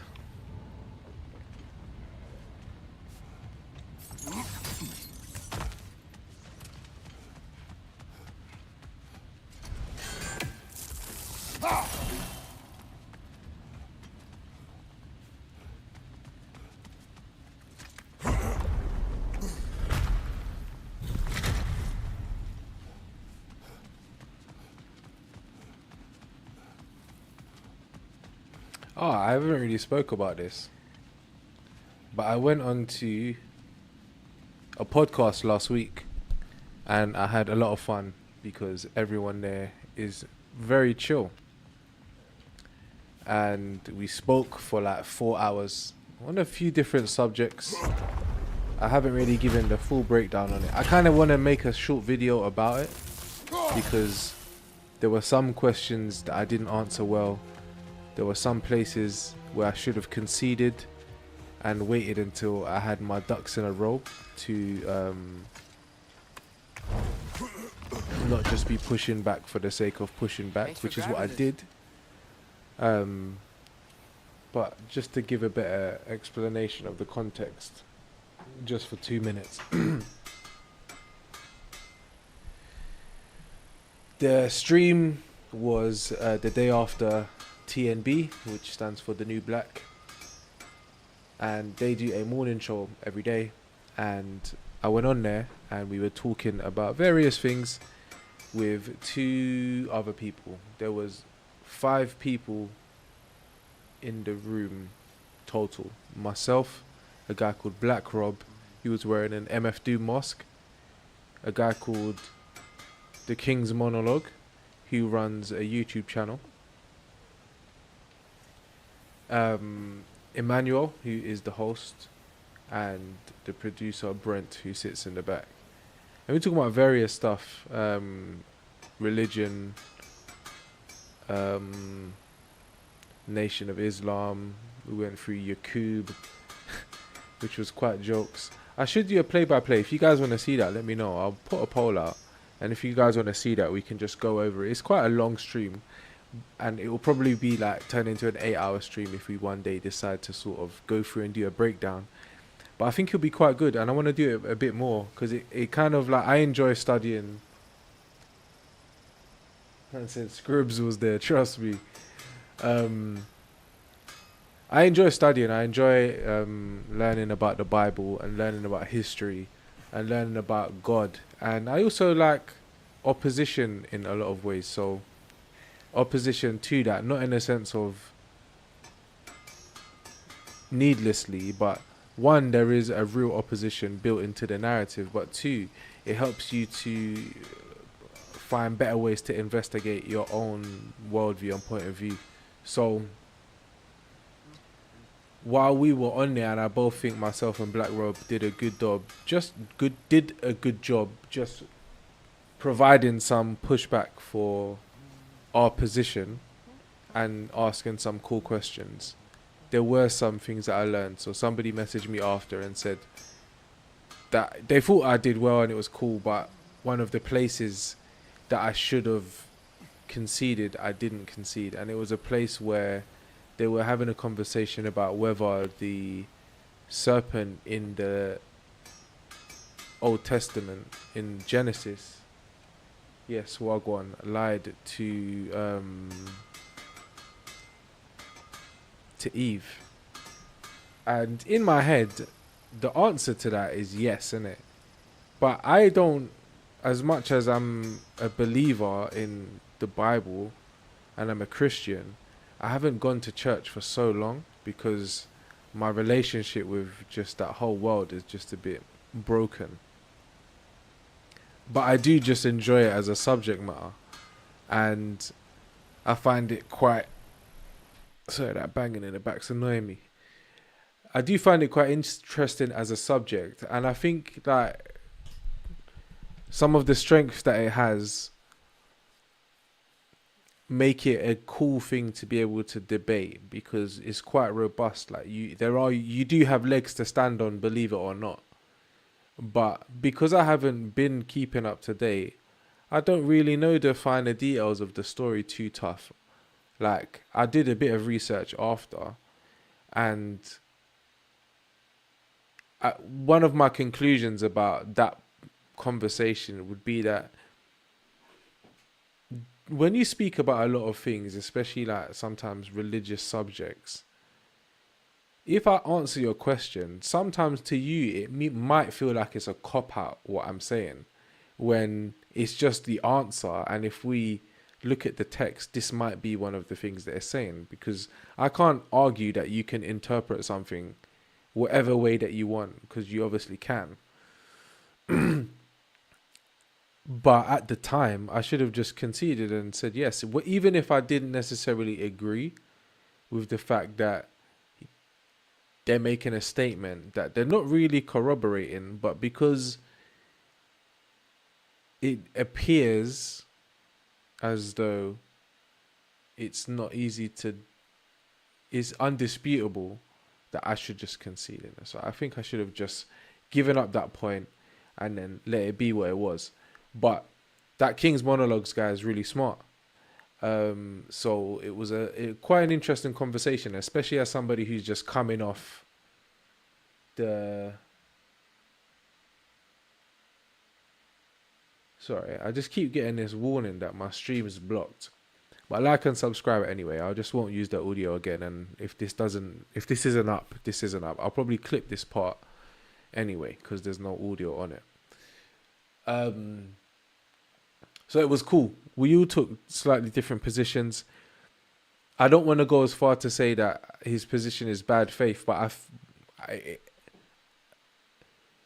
I felt like he would use a double standard when he sort of deciding what data was acceptable when looking at Christianity compared to other secular bits of data. So what I mean by that is, and the context of the direct example is, the person I was on with, and again, this is after a week, this is not verbatim. We can go back and watch it. Like I said, we'll do that. Black Rob was saying, well, we know Caesar existed. We have more evidence that Jesus existed than we do Caesar. But when it's Jesus, you're going to scrutinize this information. But if it was Caesar, you'd accept it. That's the sort of like bare bones of the argument. And I just thought, yeah, well, that's a given, innit? But what was interesting about the argument, what I realized later, the power of the argument is that Jesus and Caesar were alive at the same time. The Caesar that he's talking about in this example, I assume, because I didn't come up with the argument because I didn't think about that. But that's why it's interesting. It's not like it making a claim to a general Caesar. It's like I can pick this one guy of history and say, well, we claim to have more information than that. It's like, no, Jesus at one point in the Bible says, give unto Caesar what's to Caesar's, isn't it? About paying taxes. Because he brought out a coin and said, whose face is on this coin? Cool, give unto Caesar's what's his. So now that ties these two people together in some way. Obviously, this is a claim about something Jesus has said that his followers are saying. But the same data that we would use to verify this claim is the same that we would, like, in terms of who Jesus was. The same tools that we would use to verify who he was is what we would use for Caesar. But for one of them, you seem to not just be accepting the veracity of who he was. But I think we cleared that up. I think in the beginning he was saying he didn't believe that Jesus existed, but it kind of turned into being what we have now and who that person is are two separate people. So I'm looking forward to making some content like going forward on that subject. And again, like we were speaking for more than 4 hours. So we went over a lot of stuff. But it was very interesting. I'm looking forward to seeing what comes from that relationship with those guys. Because again, I want to figure out a way to make more content on that type of stuff. I mean, I've got other issues like in the background at the moment. So I need to get those things organized first before I just go headlong into making content. But this is going to be one of the things that I get into, even just from a competitive perspective, like just some fun debates, making some good content like for the channel, but also trying to sort of get us to all be a bit better educated, because I'm going to have to learn a lot. If people are making claims, I assume they're educated themselves to get there. Let's challenge that. So that's where my brain is. Yeah. I also think that there's some ways that I can hopefully work with them in the future, but I'm just kind of waiting to hear on that. In other news, I didn't get that job that I applied for a month ago for Evertz Microsystems. So they still have my CV, but I didn't get the job. So I'm back on the hunt. But if you need your car washed, I'm your guy. From next week, I'll be doing that. I'm going to be doing everything that I can get my hands on. So listen, we're building the channel. We're building the business. We're finding work. We're washing cars. We're making streams. We're playing games. we're making video content. We're just maximizing. We're reading books. Listen, I've nearly finished this, actually. I think there's probably another 2 stories. If you actually check on Netflix at the moment, there might be like a Junji Ito collection that they put out. So yeah, watch that. I can't imagine how good it will be compared to the book. I mean, it could be quite cool compared to the book, because they're more creepy and chilling and horrific than they are terrifying. Maybe if you're sort of like reading it alone at late at night, it might be mad creepy. But if you can, get your hands on it. The point being, we're getting through loads of things right now. And that was one of the things that I did last week. So when I work out my schedule better, which is happening each week, it's getting more and more refined, and I'm getting more things done and being productive. I'll be able to make some content out of that.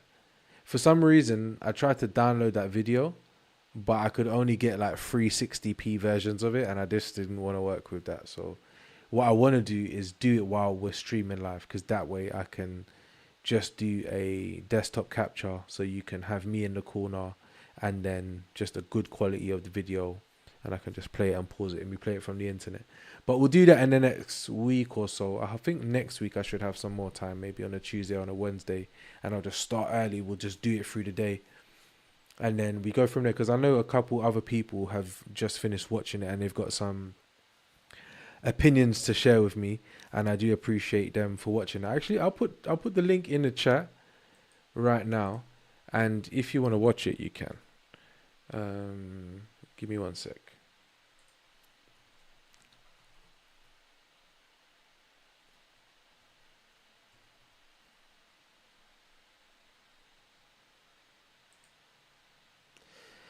You know what's mad, yeah? When I went on their page and I looked through the average length of the videos, the stream that we were on was the longest one. Mad thing.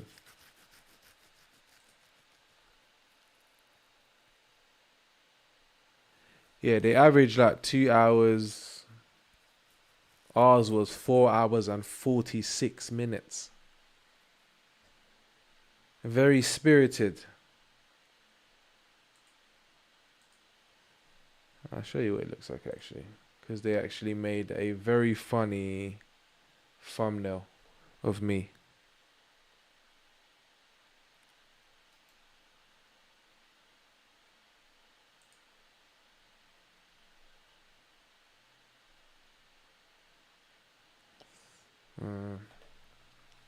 There, you can see it here, yeah.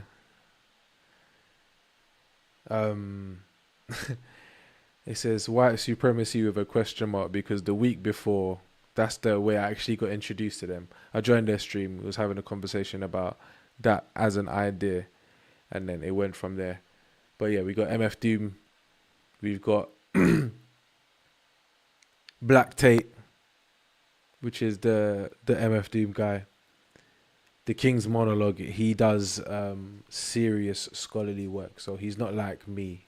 He's actually a scholar. So he does work. I actually joined his stream later that day, and he did some presentation on hieroglyphs. And I think he was just having back and forth with people in the crowd by the time I got there. But he's at 90,000 subs, and he's just smashing it up, doing his thing. Again, we disagree on certain things, but he's been smashing it up. And he actually, when I actually sat down in the room, sorry, I'm going to play that in a sec. When I actually sat down in the room with him, I realized I knew who he was, because there's another YouTuber called Metatron, and they had a sort of back and forth.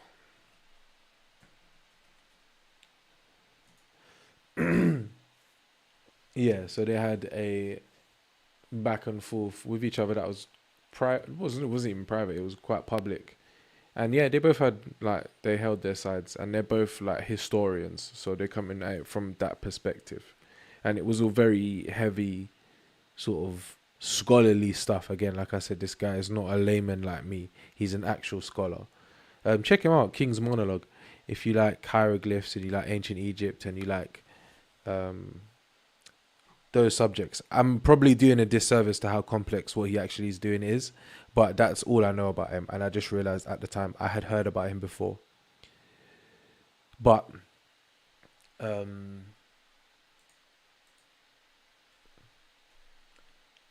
so yeah, that is me there. But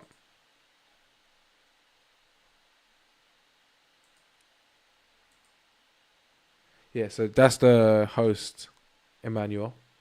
And we were just chatting for time. All right, thank you, mate.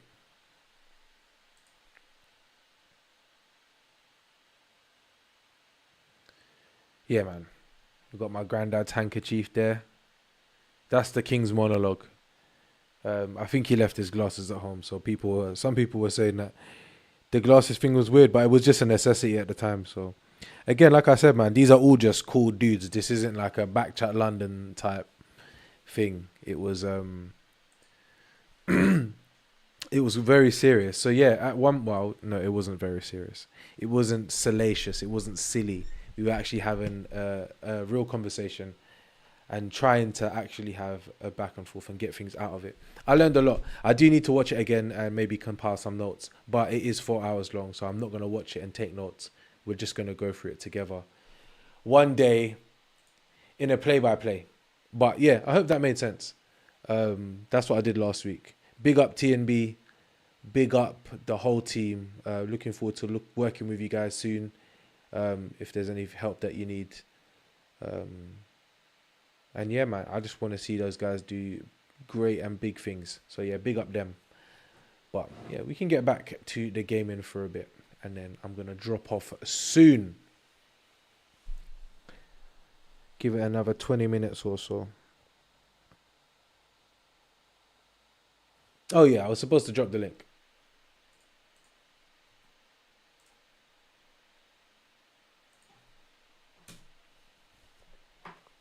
Boom.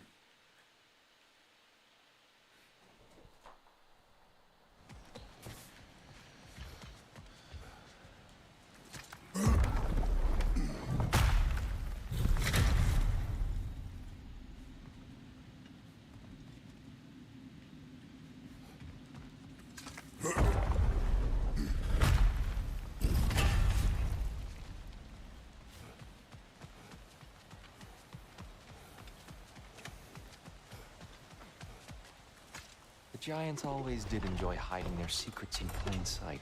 Wait until you see this.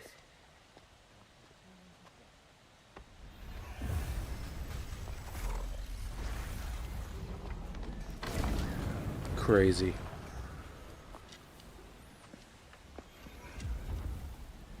I should have gone to the shop.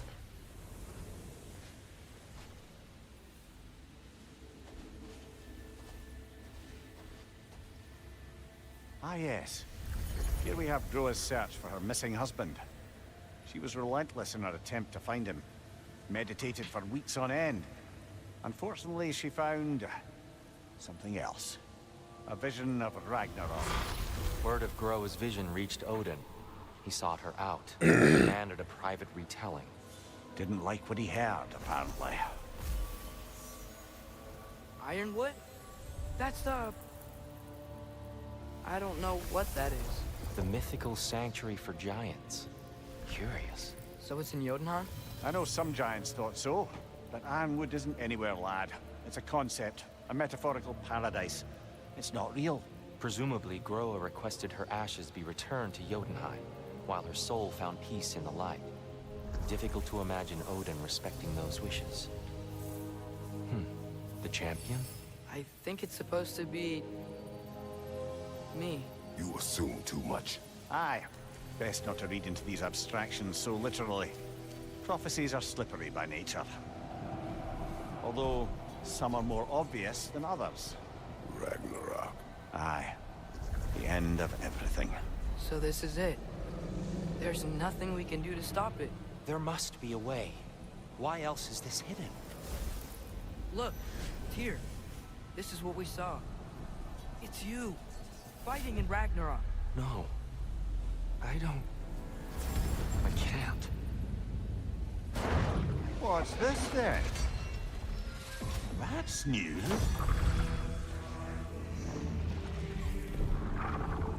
Asgard is destroyed?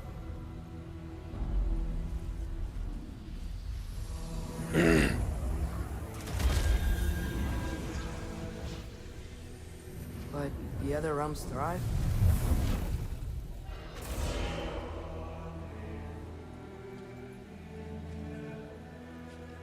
And Odin dies.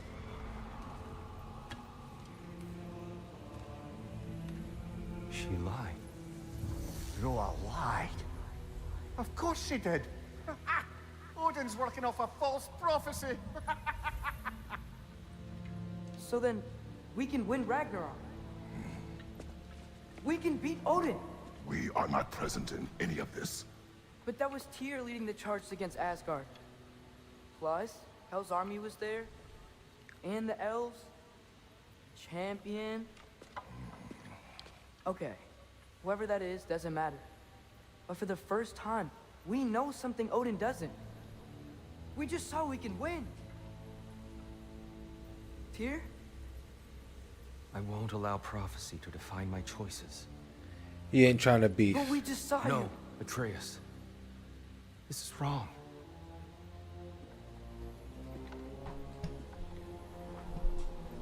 Come. There is much to discuss.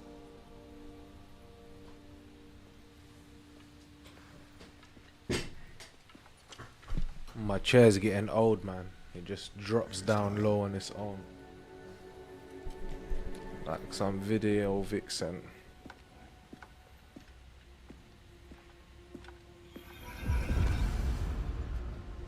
We can't stop Ragnarok. But we can win it. If Asgard is destroyed, Odin will not be the only casualty. There must be another way.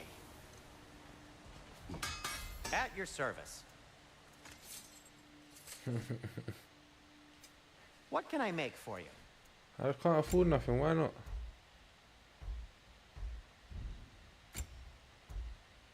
Oh, wait.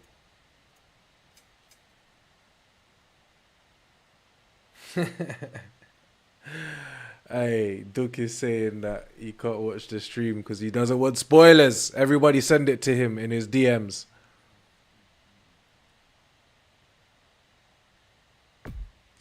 Have we more to talk about? Wait, why can't I buy nothing? Oh, wait, because I'm not in the menu. I'll disinfect my tools. Wait.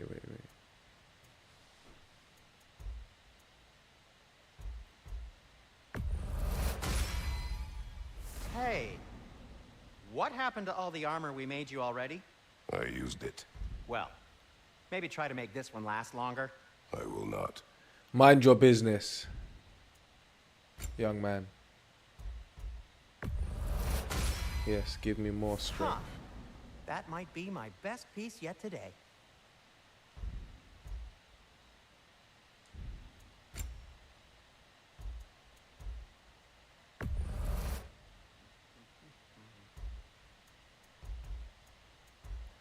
Belt of survival, yes.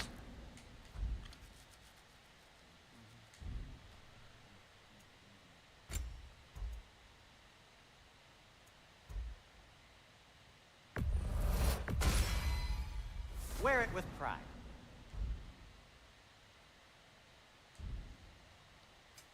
I'll heat up the forge.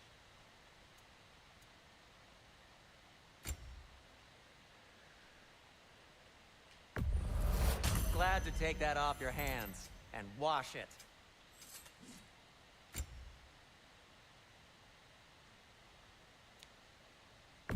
I mean, And what in am I even pristine gonna buy? condition, too.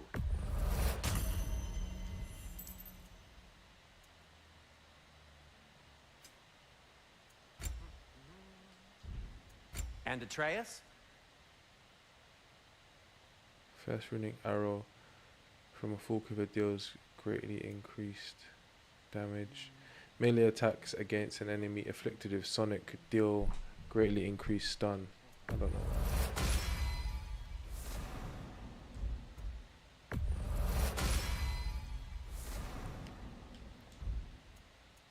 Kratos? So, what'd you see? A lot. Roa lied to Odin. Ragnarok isn't the end of everything. It's just the end of Asgard. Just the destruction of an entire realm, is it? Yeah, man. Sheets love, bro. Thanks for stopping by. Have a nice evening. Those ignorant and We're dropping innocent soon anyway. Odin's misdeeds. Enough. There's Enough. much to discuss once we are safe at home. Do you believe in fate, Sindri? Oh, of course not. You think I'd wash my hands this much if I thought that what I do doesn't ultimately matter? There's only one thing with any say over how we live our lives, and that's us.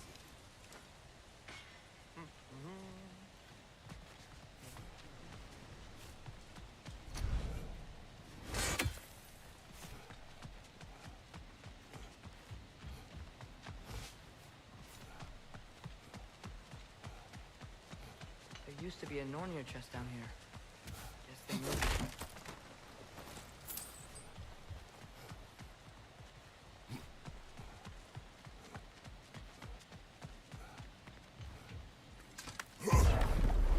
Perhaps we should focus on our egress first. Agreed.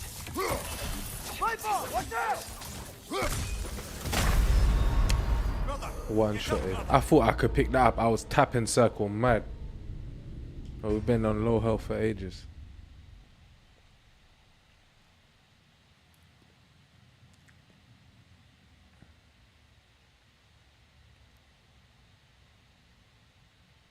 I'm gonna hit up the Truth Hurts boys for some tunes, man. I've asked them before, but I'm gonna get onto it and actually get some tunes. I need to see like a little playlist of vibes, because that's what I want. I just want vibes. Perhaps we should focus on our egress first.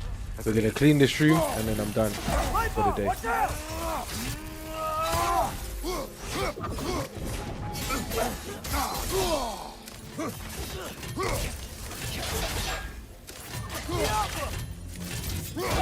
Ooh. Felt that one, brother.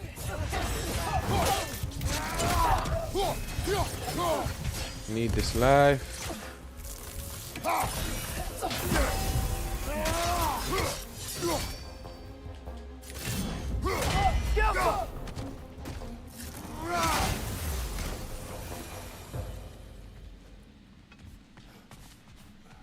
All right, we've got 7 more minutes. I could have used that, innit?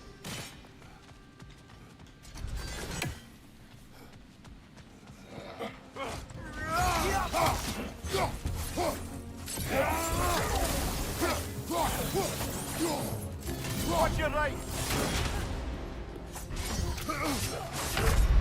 Oh, you are sad.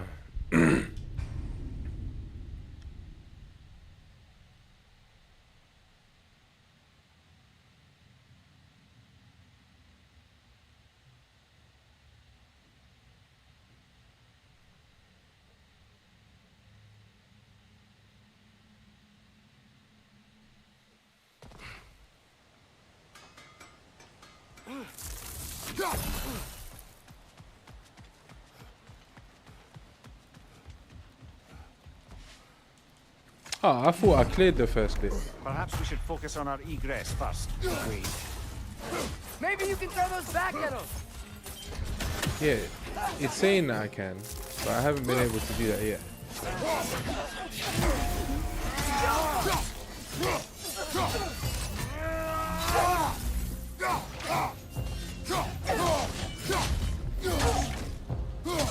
On your right.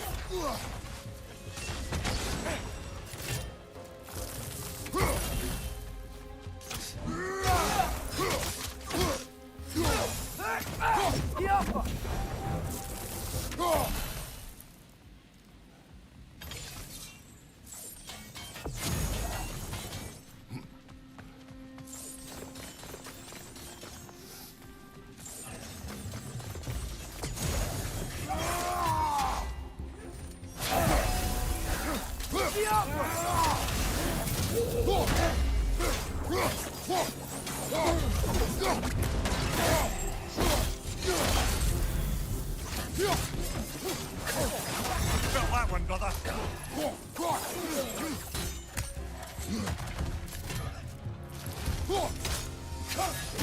Oh, I can't die.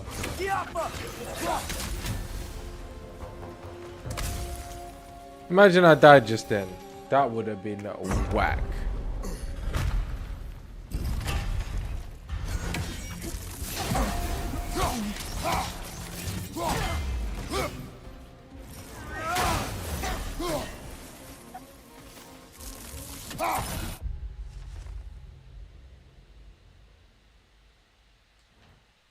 Hey, we need to get our tears up, mate. Wait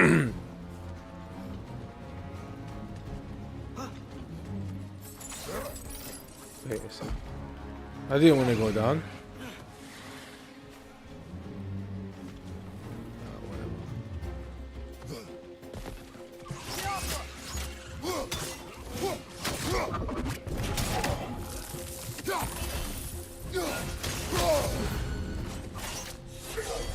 Oh, that's a guy.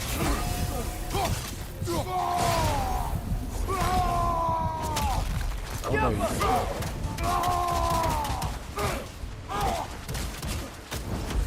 You ain't even gonna get the chance.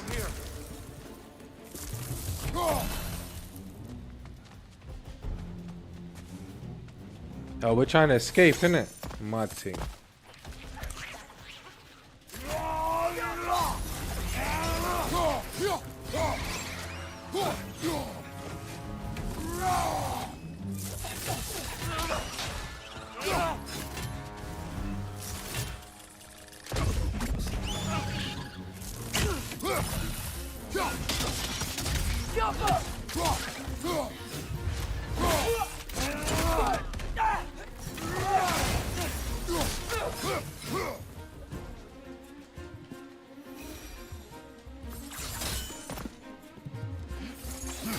Quickly now, before more arrive.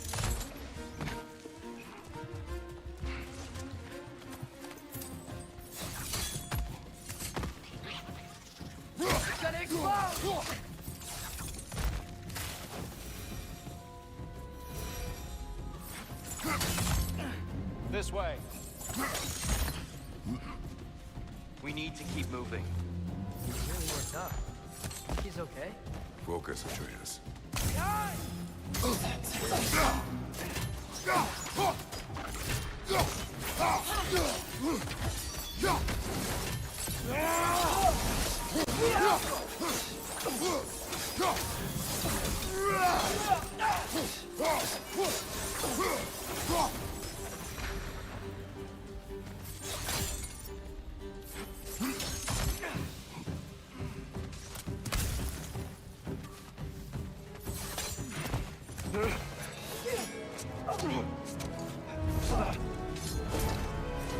Okay. Are you okay?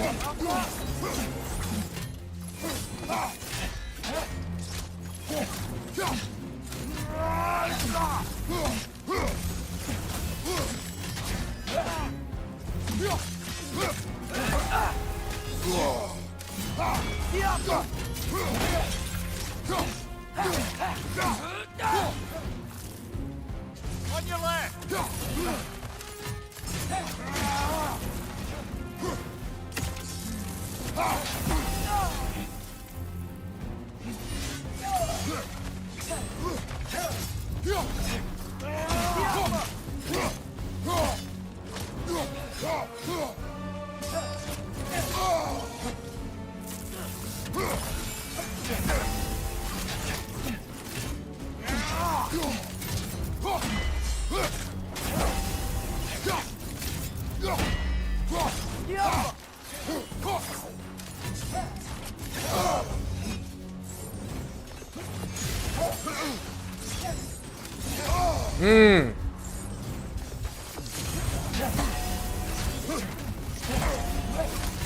Ah, these aren't the tools for it. This is a fighting mess.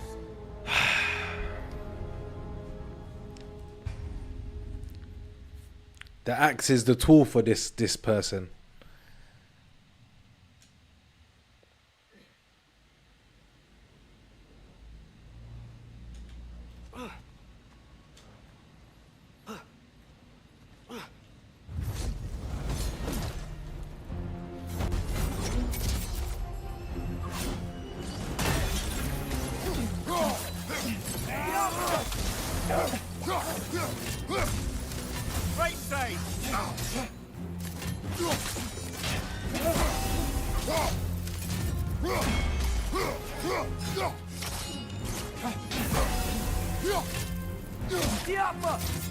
Use a shield strike, brother.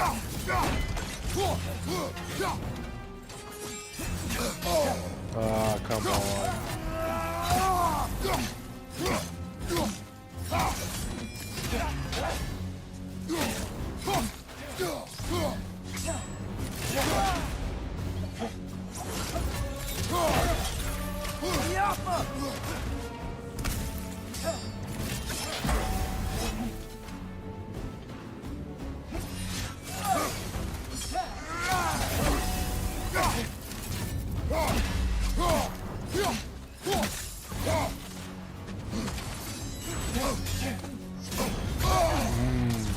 Combo.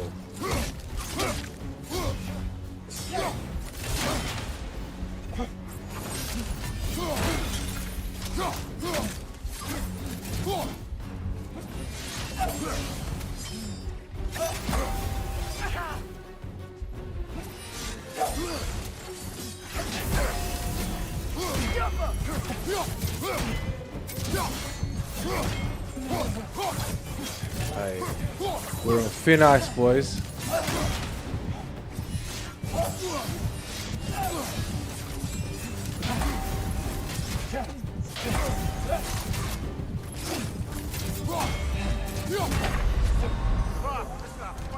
Nearly there. I was trying to work backwards to pick up that life. But we'll do this and then we'll end the stream.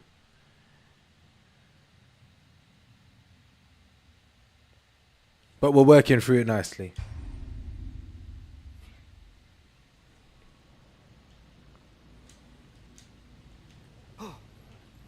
Oh! You better start spraying.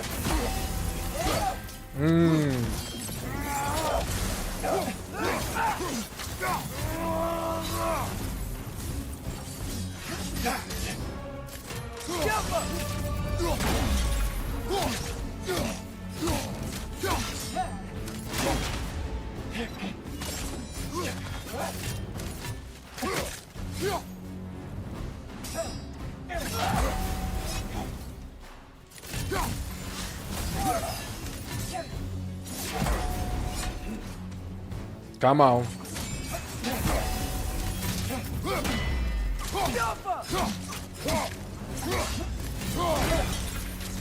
Come on. Give me some light.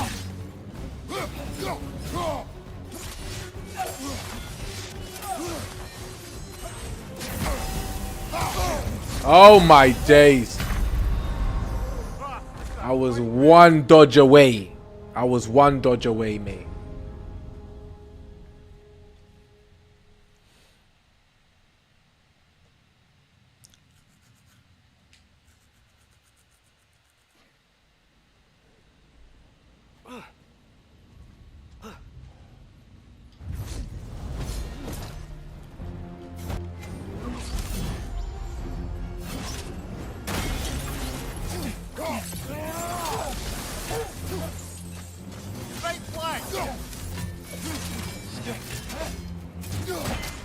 That's a good strat, actually. That might work. Shield strike.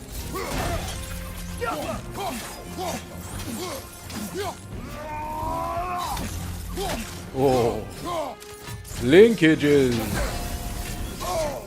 That's why one has to be careful.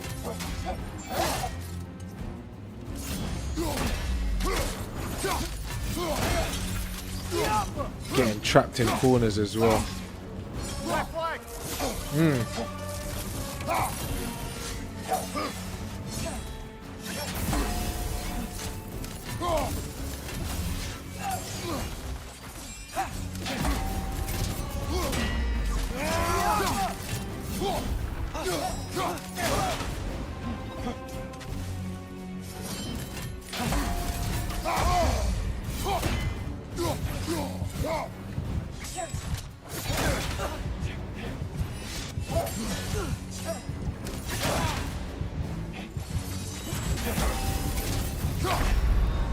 This is a fine mess.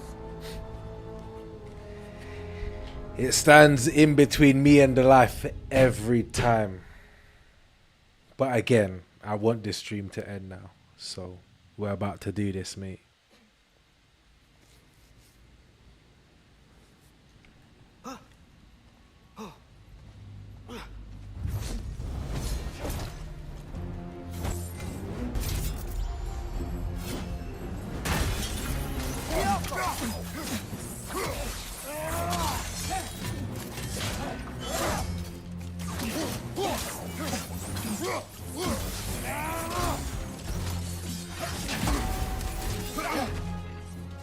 Use a shield strike, brother.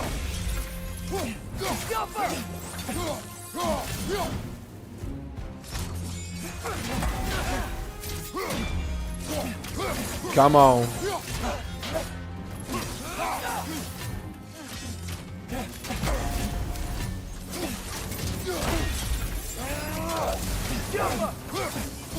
Damn, boy.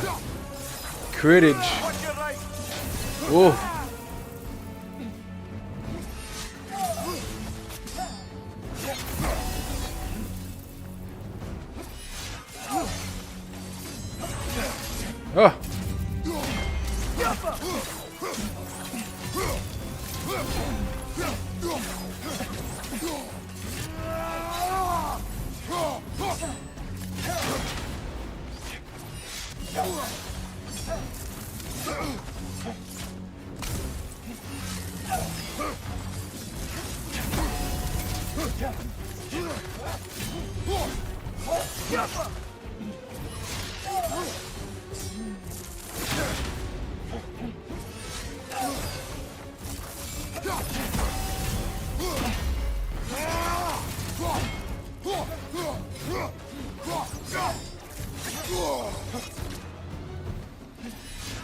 Oh.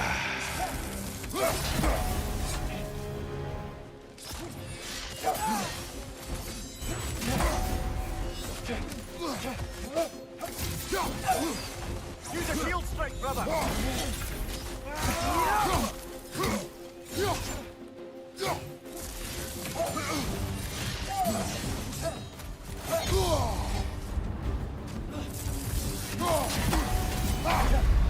Come on, Kratos. Off your back.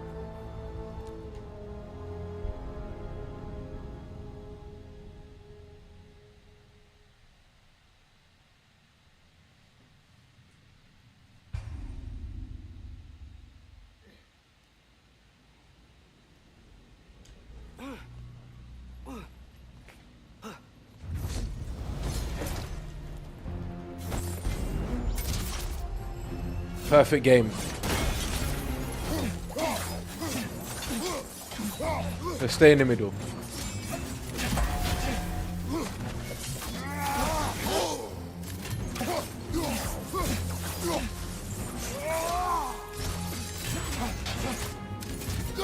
Shield strike.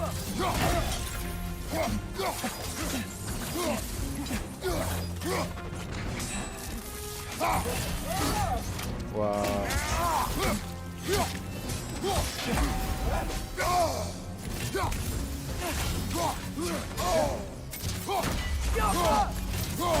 This whole time I'm trying to step on the thing on the floor. It's not letting me press circle on that. Watch your left.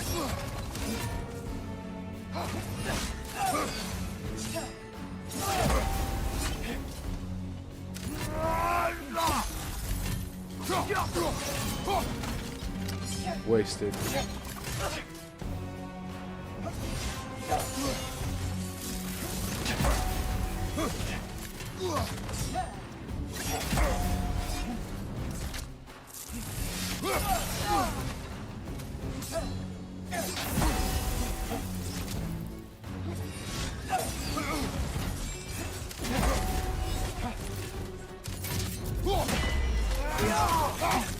That's what I need. Interruption.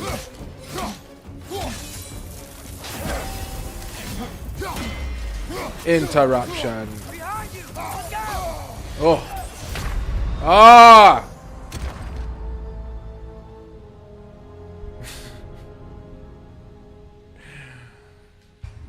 Come on. All right, 4 minutes. And I'm ending the stream one way or another.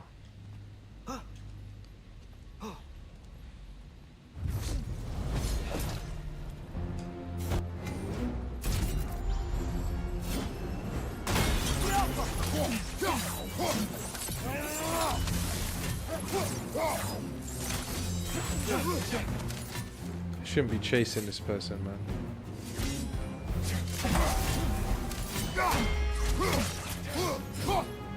Shield strike!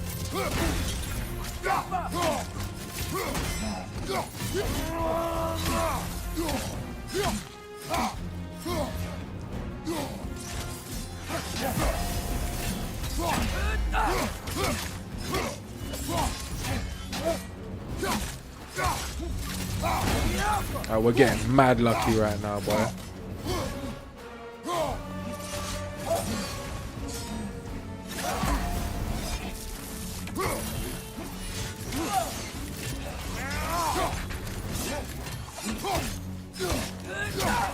Yes, double team.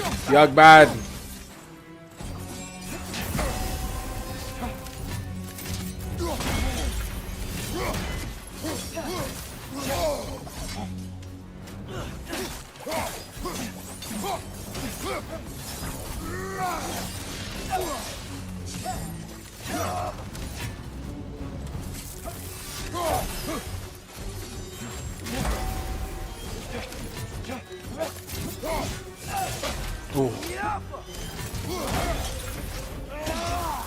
I thought I made it out of that one.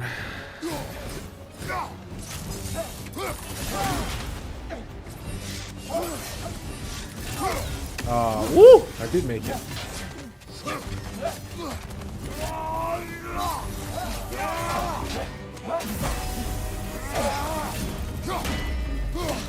Give me some knock, please. Use a shield strike, brother!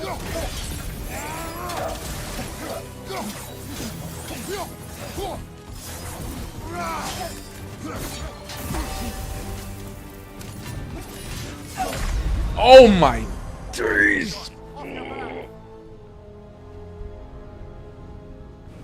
That was it, guys, because that was the run. I was so close there.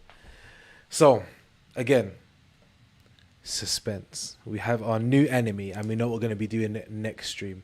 So again, thank you for joining me. I thank you for accepting the lack of consistency right now. It is one a week, but the timing isn't great. But we'll work on that. So again, thank you again for being gracious and spending your time with me. If you have any requests, let me know. I'll put a poll up, like I did say. And again, let me know what you're reading. Send me a DM. Let's get talking. Again, you can join the Discord. And if you ever need any advice on anything to do with live streaming, just please let me know, man. Hit me out. We're still building this out. A lot of good things to come. So again, have a great day. And I shall see you. I need to pause the music before I end the stream. Actually, it doesn't even matter. I'll see you next time.